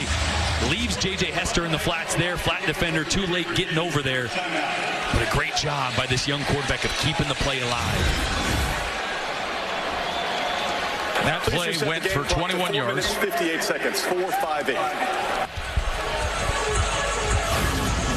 They're reviewing the spot of this ball. As it stands, it's only the second play of 20-plus yards for Oklahoma today. And you're going to see his knee right here is going to come down. How close does it get? Does it touch? Oh, yeah. Maybe a blade of grass. Oh, come on. You don't think that touched? Listen, I'm not CSI forensic science of turf here. It's a tough look. Let's see. Yeah, that looks like it touches. I mean, you're better at this thing than I am. You know? Let's just cut to it. I was out there. It's beautiful grass, by the way. It is just gorgeous down on the field before. So the spot's going to probably be right around the 23, 24-yard line there.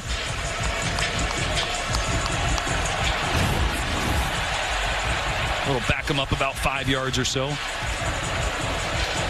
But when you have so many receivers out, sometimes a play like that just builds confidence. J.J. Hester had a couple drops earlier in the season. He's a guy that everyone's been saying he's going to get going. They just don't know when. A big play like that can give some confidence to a guy they need desperately to step up for a receiver group that has been decimated by injury.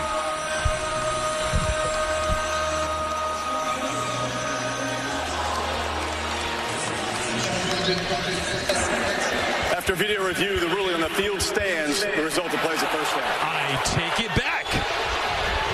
You are right, Tess. But let's look at the AT&T connected cam for this replay again, as they say his knee wasn't down. Wow. I mean, okay. Well, here's the deal. You have to have the inconclusive video evidence that says his knee was down. So the ruling on the field is really critical here. Because had they say it was down, like either way, you're not over, you got to have the video evidence that supports. Kind of like that Miami-Virginia Tech game last night, except we saw him overturn that. That was something last night, wasn't it? Waiting for that call to be adjudicated. So it is a first down as Hawkins goes to the end zone, and it's out of the back of the end zone, but the flag comes in. That was Cam Lee with coverage against Thompson. Lee against Thompson, and the flag comes in.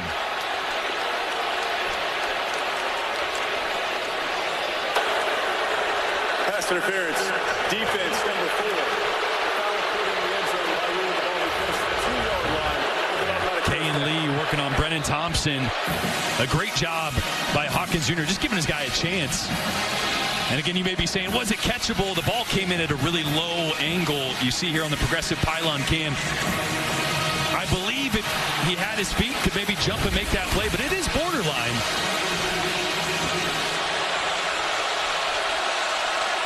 First and goal. Big moment for the Sooners here. Barnes cannot get free. He's tackled for a loss of 1.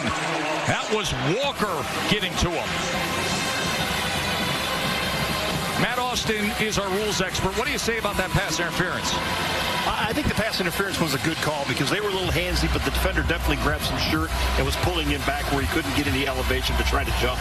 As far as the uncatchability, it's very subjective. If you think he could jump and catch the ball, then you say it's catchable. So, by the way, Auburn red zone defense, opponents are only scoring 57% of the time. Meanwhile, Oklahoma in the red zone's 94% of the time.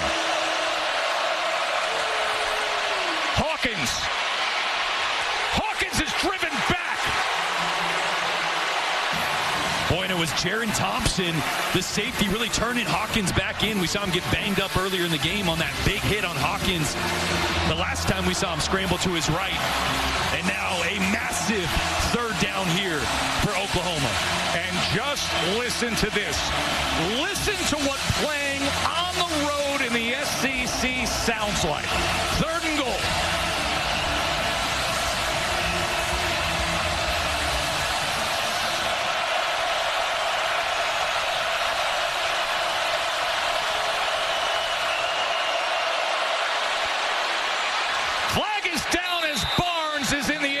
We will check on the flag, and this will likely be walked back.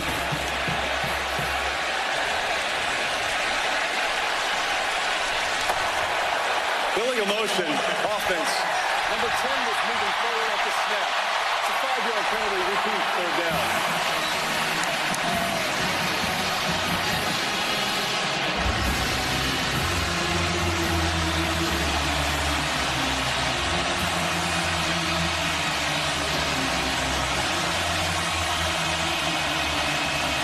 We're going to dance this dance again.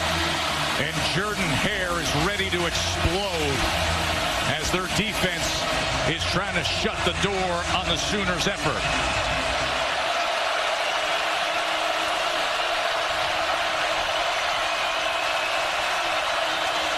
Michael Hawkins, the true freshman. He's got nowhere to go. It was to Marcus Riddick, the true freshman linebacker, with the stop. Fourth down. A huge stand there by Auburn. After the pass interference call gave Oklahoma perfect field position with the opportunity to punch it in. they hold strong inside the 5.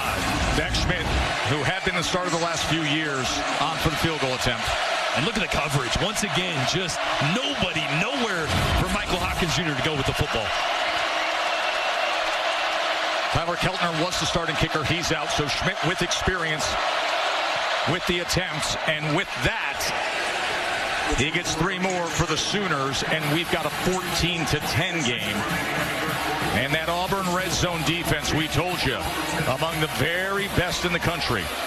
They win the first battle of the game head-to-head with the Sooners. That big 3rd down stop. Closing minutes here of the 3rd quarter. It's a beautiful Saturday afternoon of pressure-packed SEC ball. Doesn't it feel right? Hey, 7:30 tonight on ABC. Number 2 Georgia, number 4 Alabama. Oh, the tailgate is looking good in Tuscaloosa. I mean, but let me tell you something. Nothing like Chef David Bancroft's Aussie Wagyu tartare last night at Acre here in Auburn. Here is Cobb on the return. And Cobb keeps his footing. And is taken out of bounds, and we may have a face mask at the end of this play. It looked like it was pretty clear that they got the face mask of Jeremiah Cobb. Dude, you destroyed that Aussie tartare with Chef David. 2 plates got put down, 1 on my side, 1 on yours. I had 3 bites. I looked over. Your plate was gone. Oh, I'm not. Listen, I'm you probably housed 15 pieces of ribeye in about 2 minutes flat. I'm not bashful when it comes to Acre Restaurant, my man. I wasn't even mad. I was impressed. Personal foul. That's amazing. Face mask. Kicking team. 15-yard penalty. Listen, we mentioned Georgia and Bama. That's the headliner. Our college football rankings are brought to you by Prudential. But look at number 6 on that list. Woo. Kentucky, that defense under Brad White is the real deal. Had Georgia only 13 points a couple weeks ago. Shut down Ole Miss. And how about Texas? Just 14-6 at Mississippi State at Texas right now. I mean, look at this. Director Jeff Evers just making America go ooh and ah right there with the binky, the Auburn binky. She's loving some football today. Oh. She's loving some Peyton Thorne. First down. Here is Thorne. Gets it quickly to Simmons. Simmons can turn it on. Remember, he had the 48-yard touchdown earlier today. Eli Bowen, the true freshman, with the tackle. I think here with 2 minutes left in the 3rd quarter, 4-point lead, we're going to start to understand just how much Hugh Freeze trusts his quarterback right now. Quarterback that threw 4 interceptions against Cal, 3 of them in the second half. Right now, Auburn can move the football. If they stay clean, don't turn it over, they got a good chance of closing this one out in the 4th quarter, but it's all on Peyton Thorne. 7-6. Thorne, play action. Going to take a shot downfield. And jumping up and getting it is Cam Coleman. Just out-muscling, out-hustling. Cam Coleman with the big explosive downfield. And you know what I love? Early eyes. What was Peyton Thorne asking him? Give me your eyes. Look at turns. Is it going to be a back shoulder? Is it going to be over the top? Got his eyes back to his quarterback so he could adjust to the ball. A great throw and a great job by a true freshman at fixing a problem. You just made a mistake a few drives ago. You come back and make a big play doing exactly what your quarterback asked you to do. 42-yard reception for Cam Coleman. Sky is the limit for what this guy will do in his football career, and it's just getting started a month in as the right tackle Miller is down at the end of that play. And Cam Coleman is the highest rated signee of Freeze's 11 years as a head coach, higher than guys like Laquan Treadwell and Dante Moncrief and A.J. Brown. There's been some good ones. Number 8, he's got every chance to be the best. And you're starting to see just the maturation of a young receiver from the first quarter, first drive, dropping the ball on a 3rd down, the miscommunication on a vertical route a few drives ago with his quarterback, and right there making a play when his quarterback needed him to. Now listen, one of the big stories going into this game was how much Auburn's been turning the ball over. That Auburn's 2-2, but folks, if they're not, listen, the turnovers have killed them. They could be undefeated. Meanwhile, Oklahoma's defense, masterful at getting the ball, at takeaways. They don't have one today. Yeah, just haven't been able to get a ton of pressure on Peyton Thorne. I think Hugh's done a really good job of protecting when he wanted to take shots, of getting the ball quickly out of Peyton Thorne's hands. Just not an opportunity to really disrupt Thorne in the backfield. Coleman puts them in position. 42-yard reception. Thorne on the slant. That ball was denied as he was trying to get it to Coleman. It was McKenzie defensively right there. And this is dangerous. This is real dangerous. Watch McKenzie right here. Watch the eyes of number 11 the whole way, watching Peyton Thorne on this RPO, getting right into the passing lane and almost coming down with that one. That's one that maybe just hand it off. Right? I know the box count's not perfect, but you're 11, 12 yards from the goal line. Let's just chip away at this thing, not make a catastrophic turnover decision. Stutzman staring down Thorne. Second down. Here's Simmons. Simmons straight ahead, and Simmons was just tripped up by McKenzie. Boy, and a massive block by Rivaldo Fairweather, the tight end, big number 13. Opening up the lane on the outside for Malcolm Simmons. Watch this block by 13 here on the true freshman, Eli Bowen. That's just another great look at the progressive pylon cam of that block by Fairweather, and Simmons getting down to the 3-yard line. Final seconds of the third quarter. Third down and 1. Thorne trying to do it on his own, and I think he's going to be short. And that mark looks like he's about the length of the football short as Omasigo and McKenzie combining on the tackle.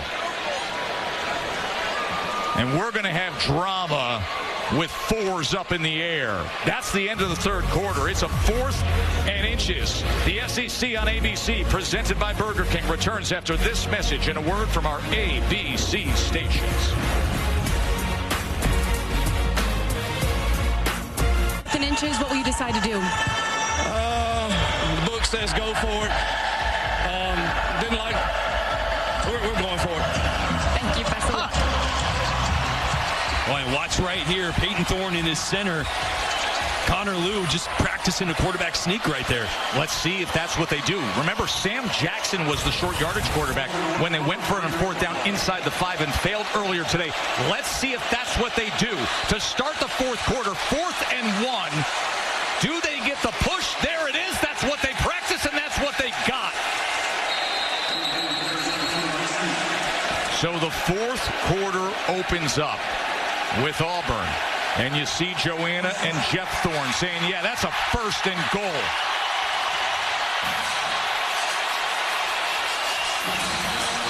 That opening drive, we saw the second drive, we saw the 4th and 1. They go to Wildcat quarterback. I love it. This time, put it on your offensive line.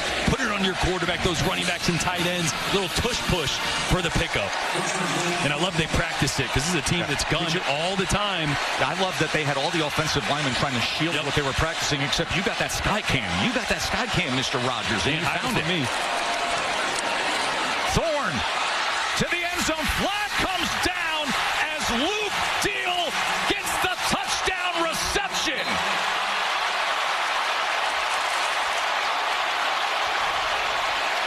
Jeff and Joanna saying, attaboy, Peyton. Pass interference, defense number 2.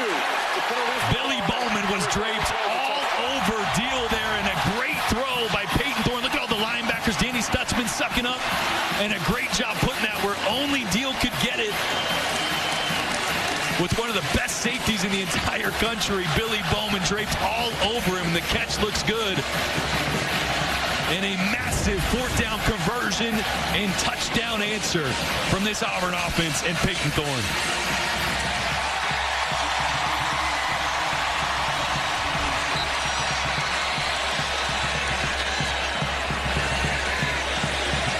That was a well-managed drive, a little gutsy too, as Magoo adds the extra point. Here's the Olympic gold medalist Suni Lee. Auburn proud, loving that moment there. And Luke Deal came into this game on the season with 1 reception for 2 yards. You're not going to find a bigger one than a little wide pop pass for the touchdown on the best safety in college football. And 1-10. And Joanna and Jeff, proud parents for Peyton Thorne.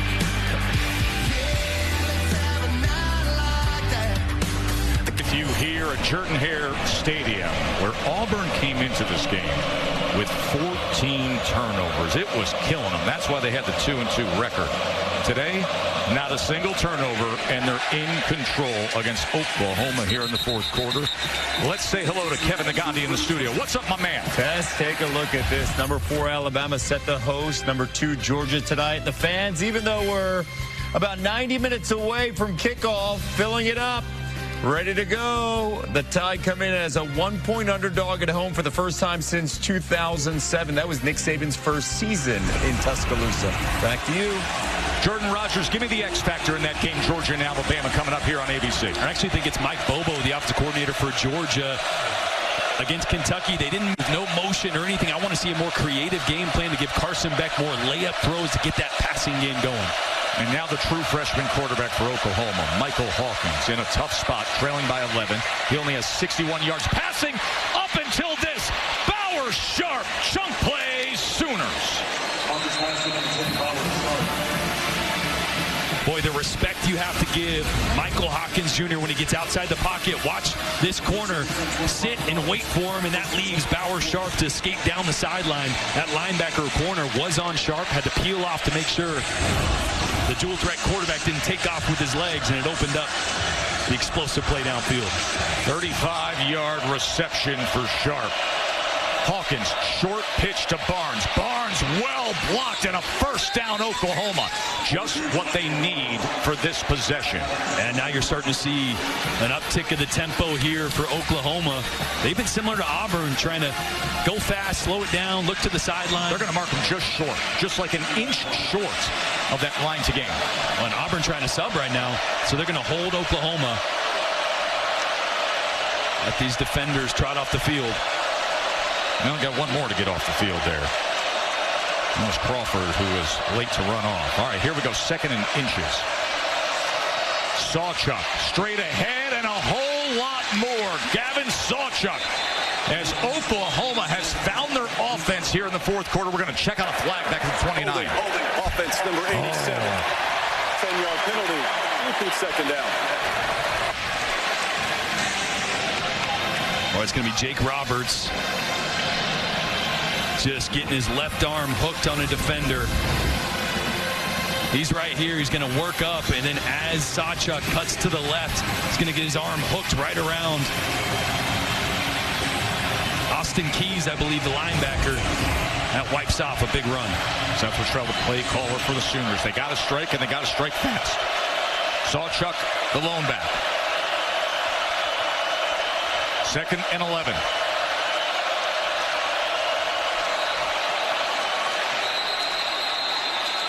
Flag came in pre-snap.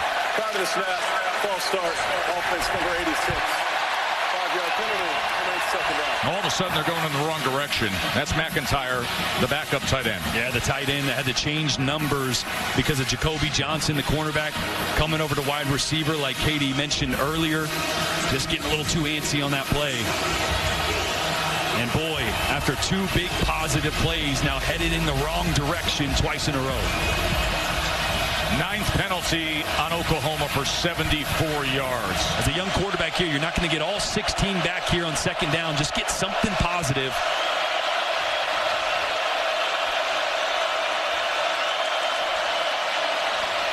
Hawkins with a lot of time. Has to make a decision and then backs all the way up and throws it away. It was Keldrick Falk who was getting to him. Boy, I sound like a broken record, but the coverage on the back end by the secondary for DJ Durkin. He mentioned yesterday, Hugh Freeze mentioned, they got 2 redshirt freshmen and 2 true freshmen on the back end playing for Auburn because of injuries. That unit has been excellent tonight. Listen to this place on 3rd and 16.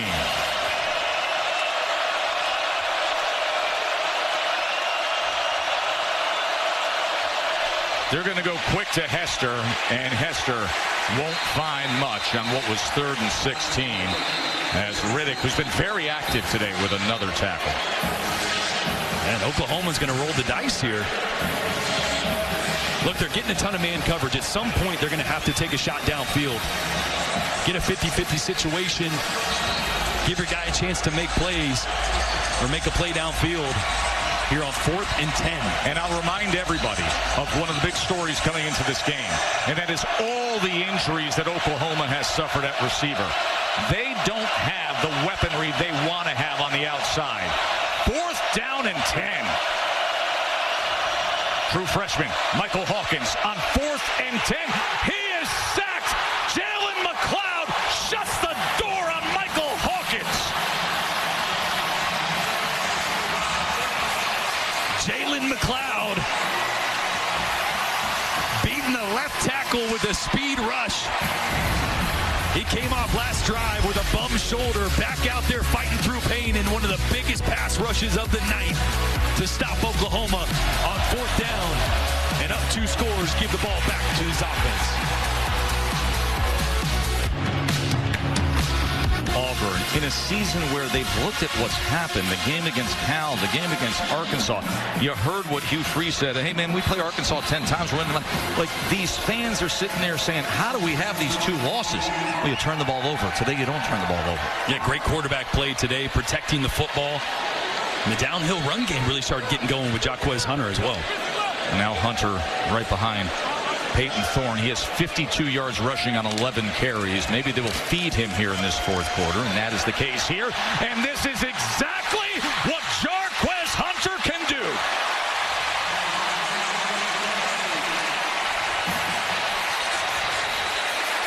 Boy, just a great job. Perry Lewis, Jeremiah Wright blowing the way for GWES Hunter, and Eli Bowen making the tackle at the end there, coming up a little lane. He got up and trotted off.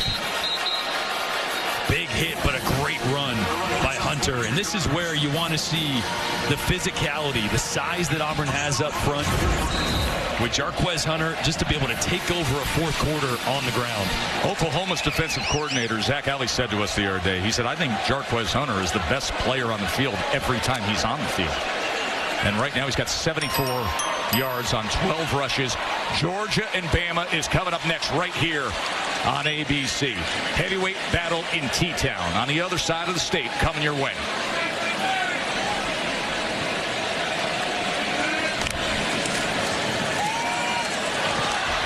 That ball was thrown behind the intended target, Robert Lewis, as Billy Bowman was trying to break on it. So this is one of those decisions. There's going to be 7 guys in the box. This is the right job by Peyton Thorne. 1, 2, 3, 4, 5, 6, 7. So pull it on the RPO, but watch the outside guy here. Maybe don't throw the inside slant. Hit Cam Coleman at the top there. The right pull, but the wrong throw, and a really dangerous throw into traffic with Billy Bowman right there. Boy, you see Cam Coleman just sitting out there with all that space around him.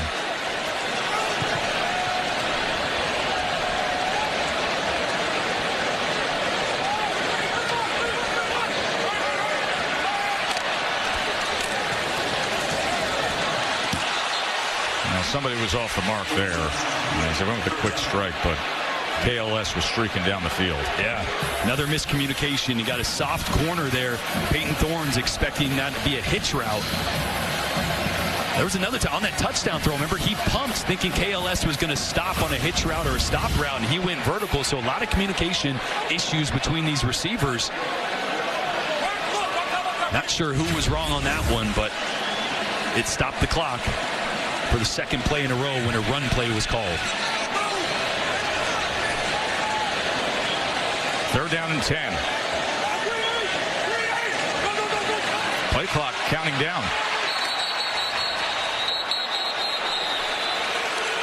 And they're going to have to burn a timeout. As Hugh Freeze was watching Peyton Thorne just look at that play clock and say, hey, we got ourselves in a little bit of trouble there. Yeah, I think he's saying you threw that ball twice. We got to hand it off. You had a big run from your running back, GWES Hunter. And then twice on RPOs. They might be the right decisions, but let's just hand it off. Let's keep that clock going. Get some positive yardage. Instead, 2 incompletions stop the clock, and a miscommunication there as they tried to adjust the play with the play clock ticking down.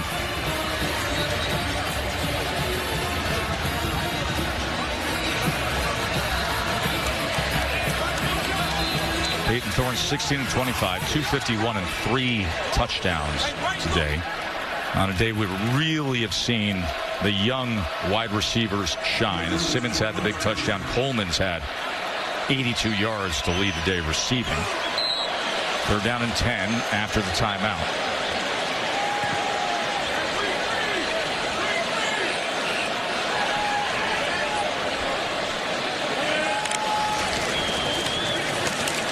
Hunter just gets back to the line of scrimmage. And a good play on the backside there by Kip Lewis. That's one where after a couple incompletions, you maybe would have wanted to block that up or throw it there with that many guys in the box and bring in backside pressure, but just hand it off. Let this clock start to tick away here in the fourth quarter. See if you can't make a field goal. Remember, Alex McPherson, who would be the normal starting place kicker, he's missed the entire season, didn't miss a field goal or PAT all last year. So Towns Magoo, the true freshman, with a 51-yard attempt. And that had no chance whatsoever, so it remains an 11-point margin. And it is now time for the Aflac trivia question. We've got the true freshman out there today for Oklahoma, Michael Hawkins Jr.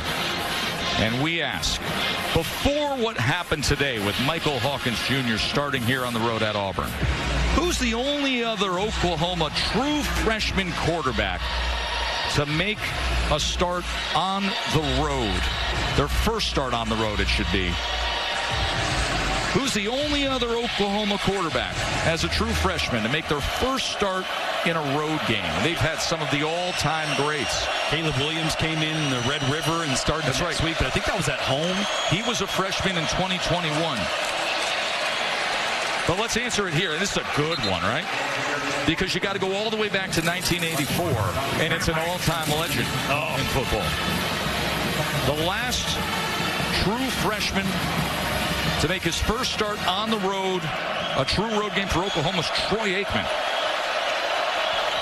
That was a loss at Kansas.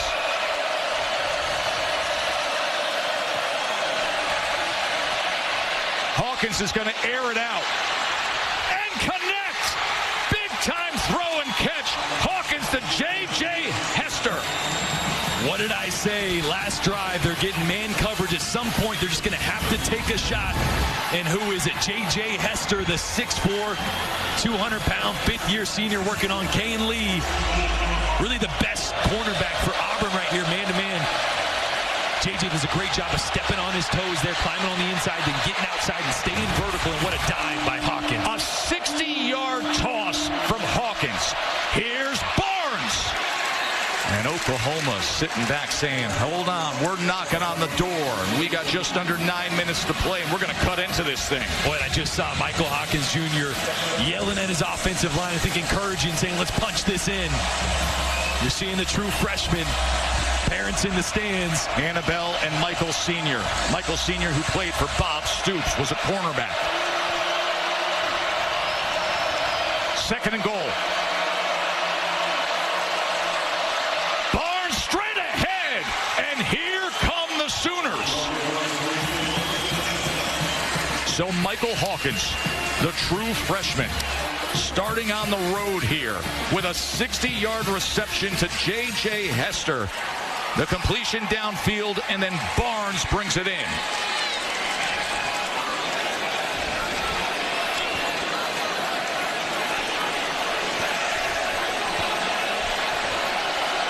Go for Dos brought to you by Dos Equis, as Oklahoma is going for two to try to make this just a field goal game.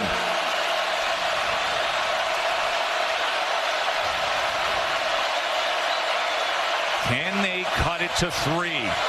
What a moment for Michael Hawkins, the true freshman.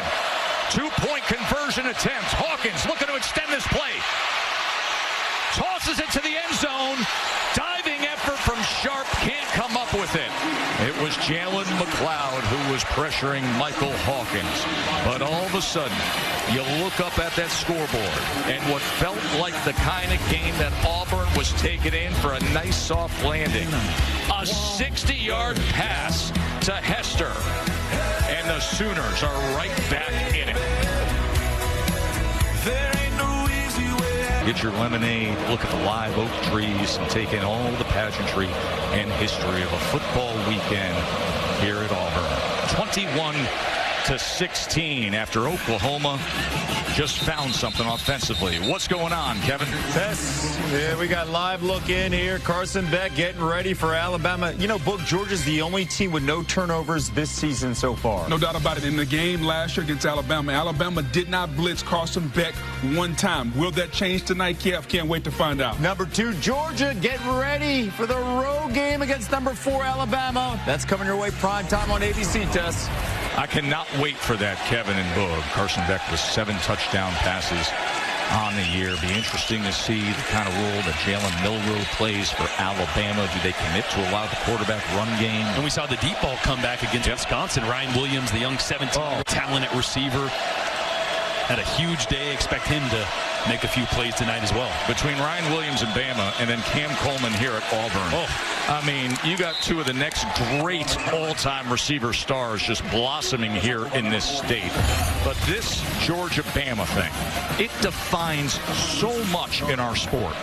And I love now that we have the 12-team playoff. This is going to be a heavyweight matchup tonight, but it doesn't knock either team out of their playoff aspirations. No, but it's nice to be the 1 seed. I'll take a bye. Yeah. No doubt. Remember, only the conference champions can get that first round bye. There will only be one SEC team sitting there 1 through 4. 2nd and 11.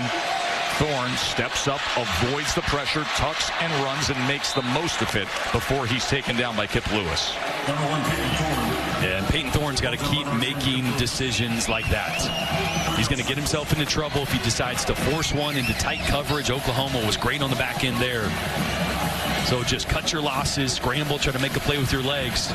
He's been perfect protecting the football tonight. Only a couple throws that he would want back. He's got to continue to be clean here on 3rd and 6. They're 3 of 10 on 3rd down today. How about this? Huddling, wait until 12 seconds left on the play clock. Getting every second of this clock here to tick down in the 4th quarter.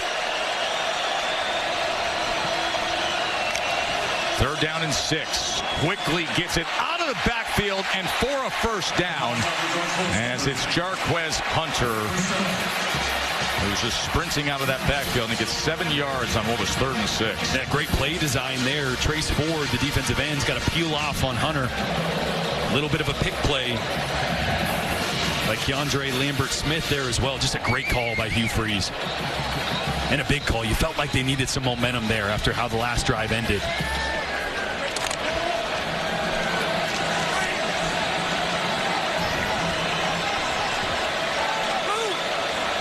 Danny Stutzman and this Oklahoma defense, they need to stop. They need to give their offense a chance here, trailing by 5. Hunter on the ground. Hunter keeps his footing and bursts past midfield.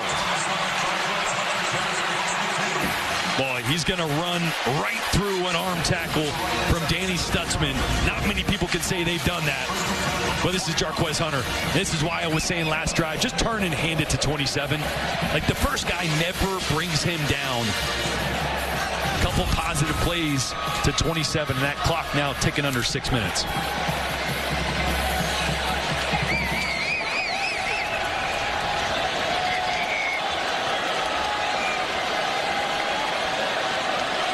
Using every precious second that the Sooners need and desire.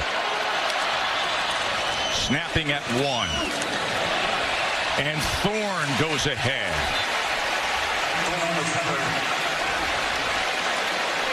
Boy, a little wrinkle there on the zone read. That time a B-gap insert. And Auburn has just eaten up the clock. Time of possession you see there, 30-23. 2 guys that are at the top of their professions on their respective sides of the football in a battle here in the 4th quarter.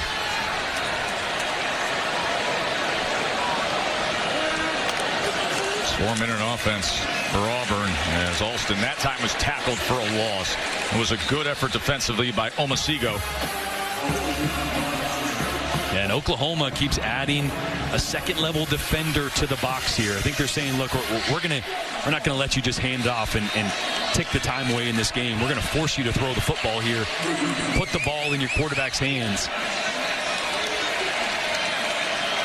Des Malone and Danny Stutzman and the rest of this Sooners defense. Auburn goes trying to find a Mustang package, all 5 wide receivers, no running back in the game, and Oklahoma stacks the line. On 3rd and 4, can the Sooners get the much-needed stop? Thorne. It is intercepted! Intercepted by Lewis! Kip Lewis! Could he? My, oh my! Pick 6!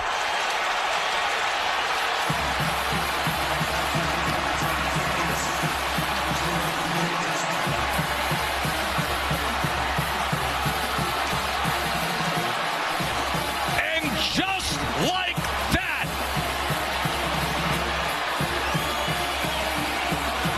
we have been praising Peyton Thorne for protecting the football. It's been the storyline of this Auburn offense all year. Oklahoma's just needing one here in the 4th quarter to go their way. They dial up a 0 pressure and bait Peyton Thorne into throwing exactly where they wanted him to. And now Oklahoma is going for 2 to try to push the lead to 3. Michael Hawkins back to pass. Now he's going to try to run, extend the play. Hawkins looking for anything. Can he get to the corner? Dives in! 2-point conversion. What seemed hopeless just moments ago, all of a sudden is an Oklahoma field goal lead. Boomer Sooner here on the Plains. Are we seeing a star born in front of our face in Michael Hawkins Jr.? We've seen it with his legs. It was the big pass play to J.J. Hester to cut it to a 1-score lead. The pick 6 and then putting his body on the line to put Oklahoma up a field goal. I mean, this is outrageous. Auburn was in a 4-minute offense, running clock. Turnovers have killed them all year long, and they didn't have one. Here's the 2-point conversion. And Auburn has struggled with mobile quarterbacks, keeping them in check. Hawkins makes the decision right here. I'm going for broke. And we saw him come up short last week against Tennessee on a similar play, putting his body on the line this time. Punches it in. A 63-yard pick 6 interception return touchdown by the captain today, Kip Lewis. And I love what Oklahoma did on that pick 6. They stacked the line of scrimmage, everybody up close to force Peyton Thorne into a hot throw. Little did he know that was exactly what they wanted. Here it is right here. All these guys stacked at the line of scrimmage, but watch Kip Lewis is going to bluff and then drop right back into that slant window. Baited him into a quick throw. Anytime you stack the line like that, you know the quarterback's going to try to get rid of it quickly, probably to the middle of the field because there's no safety, so you drop the linebacker right into that window.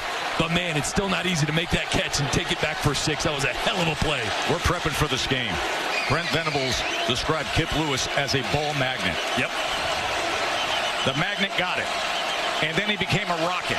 63 yards later, Oklahoma now has the lead.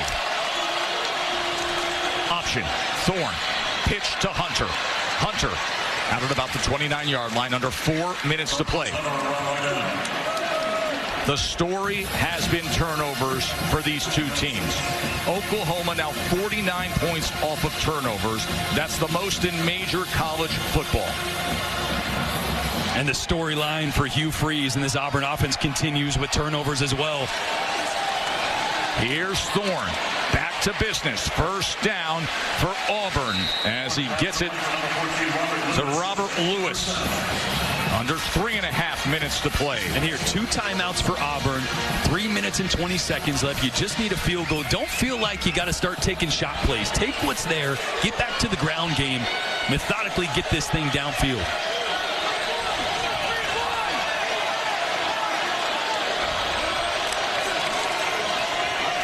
Yeah. Keep it on the ground with Hunter. They have 2 timeouts remaining as we come up on 3 minutes to play. Just suddenly, it was 21-10 Auburn. And then the young Michael Hawkins hits a 60-yard completion downfield. Cuts it to 5. And then the pick 6. There's the lead. And now Thorne looking for anything. And he gets corralled by Danny Stutzman.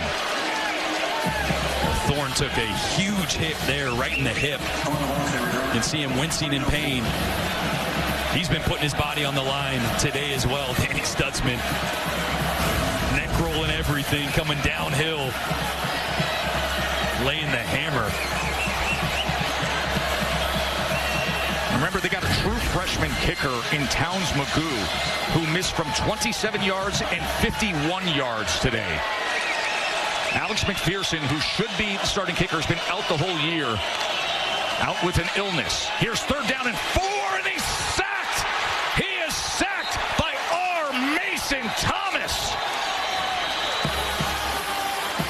R. Mason Thomas working on Percy Lewis, the big left tackle, and he's just going to beat the 6'7", 355-pound left tackle with speed on the outside. Right here, just right around the corner. Getting on Peyton Thorne on 3rd down, and Oklahoma with a huge stop. 2-minute timeout. It's arrived.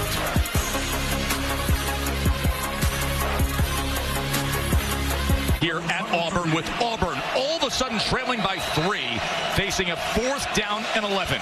Game on the line. A near miraculous comeback by the Sooners with a pick 6 from Kip Lewis that gave them the lead moments ago. Here it is, 4th and 11. Peyton Thorne back to pass, pressured, extends the play. Chased down and absolutely blasted. Blown up by R. Mason Thomas again. Back-to-back plays by R. Mason Thomas. First on the left tackle, this time on the right tackle. The speed never gave Peyton Thorne a chance. Watch him work off the edge here on the right. Thorne barely gets a chance to get his eyes downfield before he's trying to dodge the tackle. And the coverage on the back end, great, because Auburn held 2 extra guys in, so only 3 receivers in routes there, so everybody double covered. And R. Mason Thomas with 2 of the biggest plays of the night, back-to-back, to close this one out, possibly. Earlier in this 4th quarter, yeah, that sums it up. We get your pain. Earlier in this 4th quarter, Auburn led 21-10. The Oklahoma offense was struggling. A true freshman quarterback making his first start on the road, as this is him, Michael Hawkins here, decides to air it out and hits a 60-yard completion downfield to J.J. Hisser. This is the moment right here, Jordan. And just the 3rd pass that traveled further than 15 yards all year for Oklahoma. That one on the money. And then it was the Oklahoma defense, like they have done all year. Kip Lewis dropping right underneath that slant route by Peyton Thorne and taking it back to the house. And this game turned on a dime. Coming up on a minute to play. And then we're getting you to that heavyweight clash in Tuscaloosa as the flags come down. As Chris Fowler and Kirk Herbstreit and Laura Rutledge and Holly Rowe will have coverage. Snap, 15 of the offense was not set. It's a 5-yard penalty for a false start. Be 2nd down. The clock will start on the snap. That broadcast crew will have coverage of Georgia at Alabama. I mean, are you kidding me with this day of SEC football on ABC? It's been unbelievable. How good has this been? Ole Miss gets upset by Kentucky. We got a thriller right here. Oklahoma somehow, with all the injuries, are going to move to 4-1, possibly here with an upset. Maybe an upset, but a big win on the road. Your first SEC game on the road. And then tonight, Georgia and Alabama coming up in moments from the other side of the state. Here's Barnes. Let's go to the studio to Kevin. Tess, I wonder what he's thinking about right now at Nick Saban Field. We'll find out soon. Saban and College Game Day will be live from Tuscaloosa to get us ready for all Alabama and Georgia. Meanwhile, There is Kalen DeBoer's team coming in as an underdog. Primetime matchup. Let's go back to the Plains. Thank you very much, Kevin. That is going to be something. There is Kip Lewis, who had the pick six that he returned 63 yards. Man, oh man, Peyton Thorne. I mean, all week long, all they did was concentrate on ball security, on not throwing interceptions. That's what killed Auburn in the weeks leading up to this. They only have one turnover today, and it's that one. And it cost the game. It really did. The decision-making that led to that, then the turnover.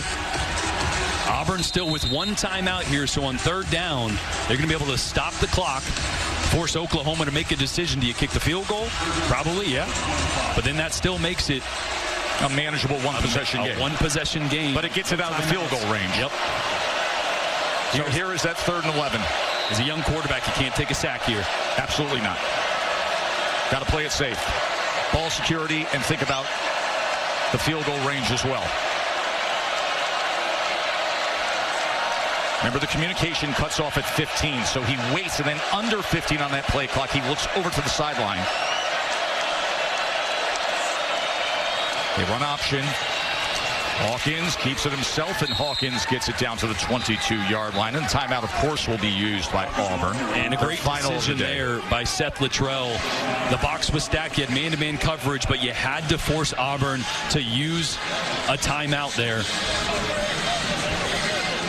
You know, it's just hard to believe. And this is such a fickle game and a heartbreaking game, because you can sit here and you can seemingly do everything you want to do right, and that was the case with the quarterback play, with what Hugh Freeze was talking about all week long, and it just takes one moment, Jordan. We're getting ready just to sing the praises for 4 quarters of Peyton Thorne, right? The turnover-prone offense that protected the football all game, and then concentration and decision-making lapsed in the 4th quarter, and like they do and like they have all year, Oklahoma capitalized. This super talented Oklahoma defense that has gotten the ball from everybody has scored points off their takeaways. When they needed it, they got it. And now Zach Schmidt is on for the field goal attempt to try to make it a 6-point lead. 39 yards for Schmidt. They're going to fake it or try to draw them.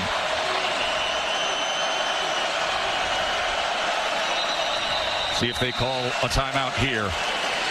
As quickly Josh Plaster, the holder, went under center and gave them that look. So now one timeout remains for Oklahoma. Auburn, of course, they've exhausted all their timeouts. And it wasn't just the interception, it was the decision-making before that. That's an RPO that he decides to pull, nearly an interception, and again, just hand it off. I know it's not perfect, but you stop the clock, another no positive gain, and then a 3rd down, clock's ticking down, and Hugh Freeze scores 21-10 at this point. Livid, yes, 21-10. Hugh Freeze was livid with the decision-making of his quarterback, and that was right after Jarquez Hunter had just ran through an arm tackle for a big gain. Sometimes, no matter how it looks late in the game, you just got to hand it off. Keep the clock moving. Churn yards out instead.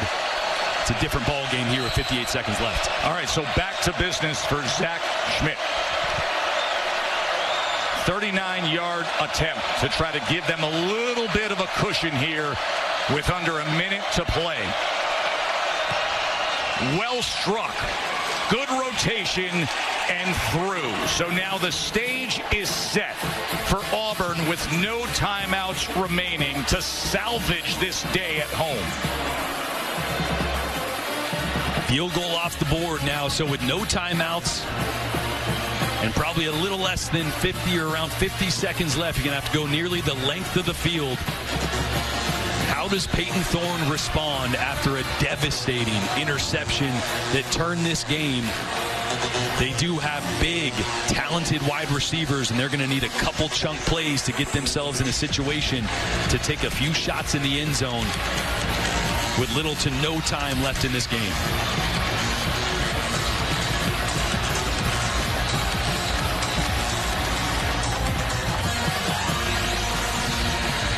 Boy, the roller coaster of emotions. Isn't it amazing? Auburn fans have been through today. Finally seeing their offense have a pulse, protect the football, go up and down the field, to have your hearts just ripped out here in the fourth quarter.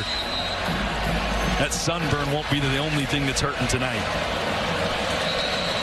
That's a good point, my man. That's a good point. We got a football that was thrown from the stands. An audition?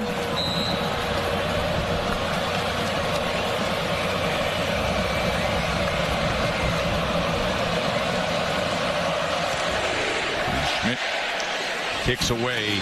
And Jordan, I will ask you now. If you are Peyton Thorne and you are Hugh Freeze and you got to manage 54 seconds to bring it all the way down the field for a game-winning touchdown, how do you approach it? Well, you got to get a layup first. You have to get some kind of positive yards on this first play. A negative play or zero gain is the worst thing that happens. Then you can push the tempo. Then you can try to take a shot down the middle of the field. Because remember, that ball, the clock will still pause on a first down, give you time to line up, clock it if you need to, and salvage some of the clock. But this first play is so important to get some positive gain. You got really talented receivers with KLS and then the two-star freshman. Let's see how he goes to work here. Here is Thorne. Quick strike over the middle as he is able to connect with Fairweather, the tight end. Oh, and an important spot there. They gave him the first down. So the clock will pause momentarily. 10 yards to Fairweather. Thorne. Oh, there's the blitz! And they bring him down. It was Robert Spears Jennings just darting in like a rocket. Heat seeking on Peyton Thorne. This is where you still got to have awareness of where your pass rushers are. Haven't said his name a ton tonight. Robert Spears Jennings blows up Peyton Thorne. Look at the time it cost them. They get it complete as he goes to Fairweather. But precious seconds counting down. Auburn's last hopes here. An 18-yard completion.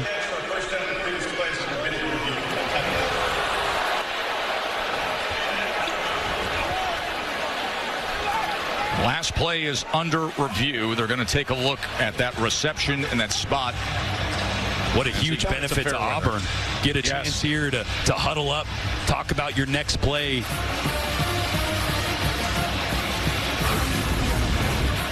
You see Fairweather working down the middle of the field twice in a row with big catches. You can see, oh, he's going to be short of that line of game. I think that's going to be at least a half yard short or so. Let's bring in Matt Austin, our rules expert. Give us the complete scenario here, Matt. Yeah, Joe, I think it's pretty clear that he's definitely going to be short. And what that's going to do, it's going to create a running clock, which means the clock never should have stopped. So what they're going to do is they're going to put him down about a yard short of the line to gain. They're going to reset the clock to where it was when the runner went down. Then there's going to be a 10-second subtraction. And since Auburn doesn't have any timeouts left, there's nothing they can do about it. So they'll reset the clock to 19, then run it down to 9, and the clock will start on the ready for play. Wow. That is a compromised situation with the clock that Matt Austin, our rules expert, longtime SEC official, puts forth. But watch how he comes up short here.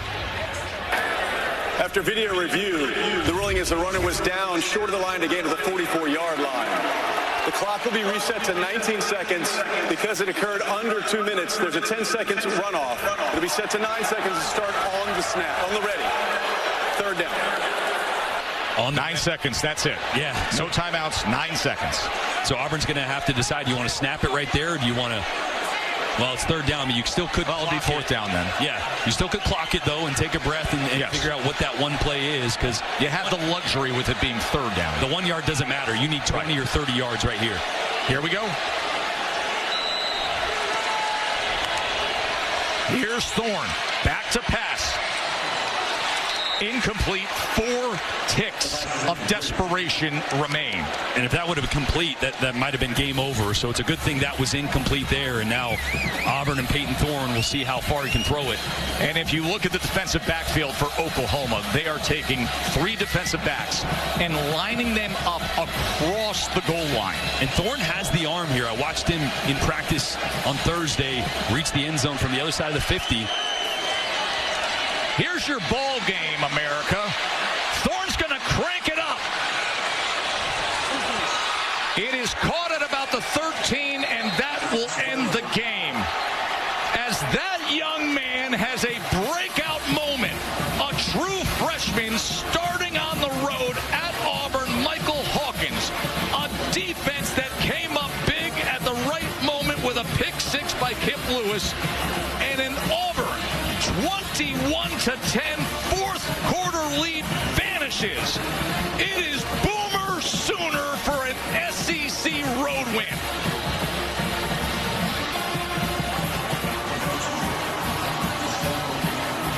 Absolutely incredible fourth quarter. Coach Venables is with Katie. Thanks, Tess. Brent, it was 21-10. Auburn looked like they were in control. How did your team gut this out and pull off this comeback? Yeah, just staying together, believing. What a last couple of minutes there of the game, man, where our guys just dug in and were there for each other through the good, through the bad. Fantastic. There's great stops and amazing a couple touchdown drives there by our offense. Better late than never. Incredibly proud of our guys. And Auburn, man, they played so well for so long.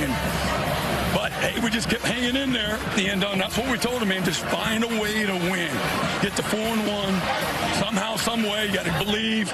You have to be ready to fight your butt off all the way to the last seconds off that clock. That's what coming to Auburn will do to you. You were not thrilled with your defensive play at halftime. How pivotal was that group's performance, especially in this fourth quarter? The fourth quarter, fantastic. And, again, Auburn's really good, man. When we went into this watching them from a year ago and running the ball on some really good people like Bama and Georgia. And they'd be 4-0 coming into this game had they just taken care of the football. So they blocked us. They ran through us, and they were physical. And our guys never stopped believing. They kept fighting. And, boy, what a really great win. You don't win this game without Mike Hawkins, 60-yard completion to Hester, him putting his body on the line for the two-point conversion. It's about time, man. We've been waiting for an explosive play. And then how about Zach Schmidt? You know, what an amazing young man. Tyler Keltner had appendicitis, so he joined the injury list, and Zach was just fantastic, man. Fantastic all night long, and came up huge when we needed most, because that makes the difference on how they're managing that, those last few seconds there. Do they need a field goal or a touchdown? So, man, he's got ice in his veins. Really happy for him. What'd you make of Hawkins' first career start? Yeah, just his guts and his toughness. He can, Jackson can make a lot of really good plays, too, with his legs. Mike has great burst, incredibly explosive. He did a nice job keeping his eyes down the field. He's got a tremendous belief in himself and his teammates. He strains every snap, and the teammates followed that tonight, and that's how we won the game. They never put their head down. They continued to just buy into what we're asking them to do, and so the guts and the toughness, man, you can't put a value on that tonight. Congratulations. Thank you. Appreciate it. Tess. That 60-yard completion by Mike Hawkins, just the second Oklahoma quarterback to make his first start as a true freshman in a true road game. The pick six did it, too. 27-21. For Katie George and Jordan Rogers, I'm Joe Tessitore. Enjoy the rest of your night, including Bama and Georgia. So let's get you to T-Town with Reese Davis right now. Take it away, Reese.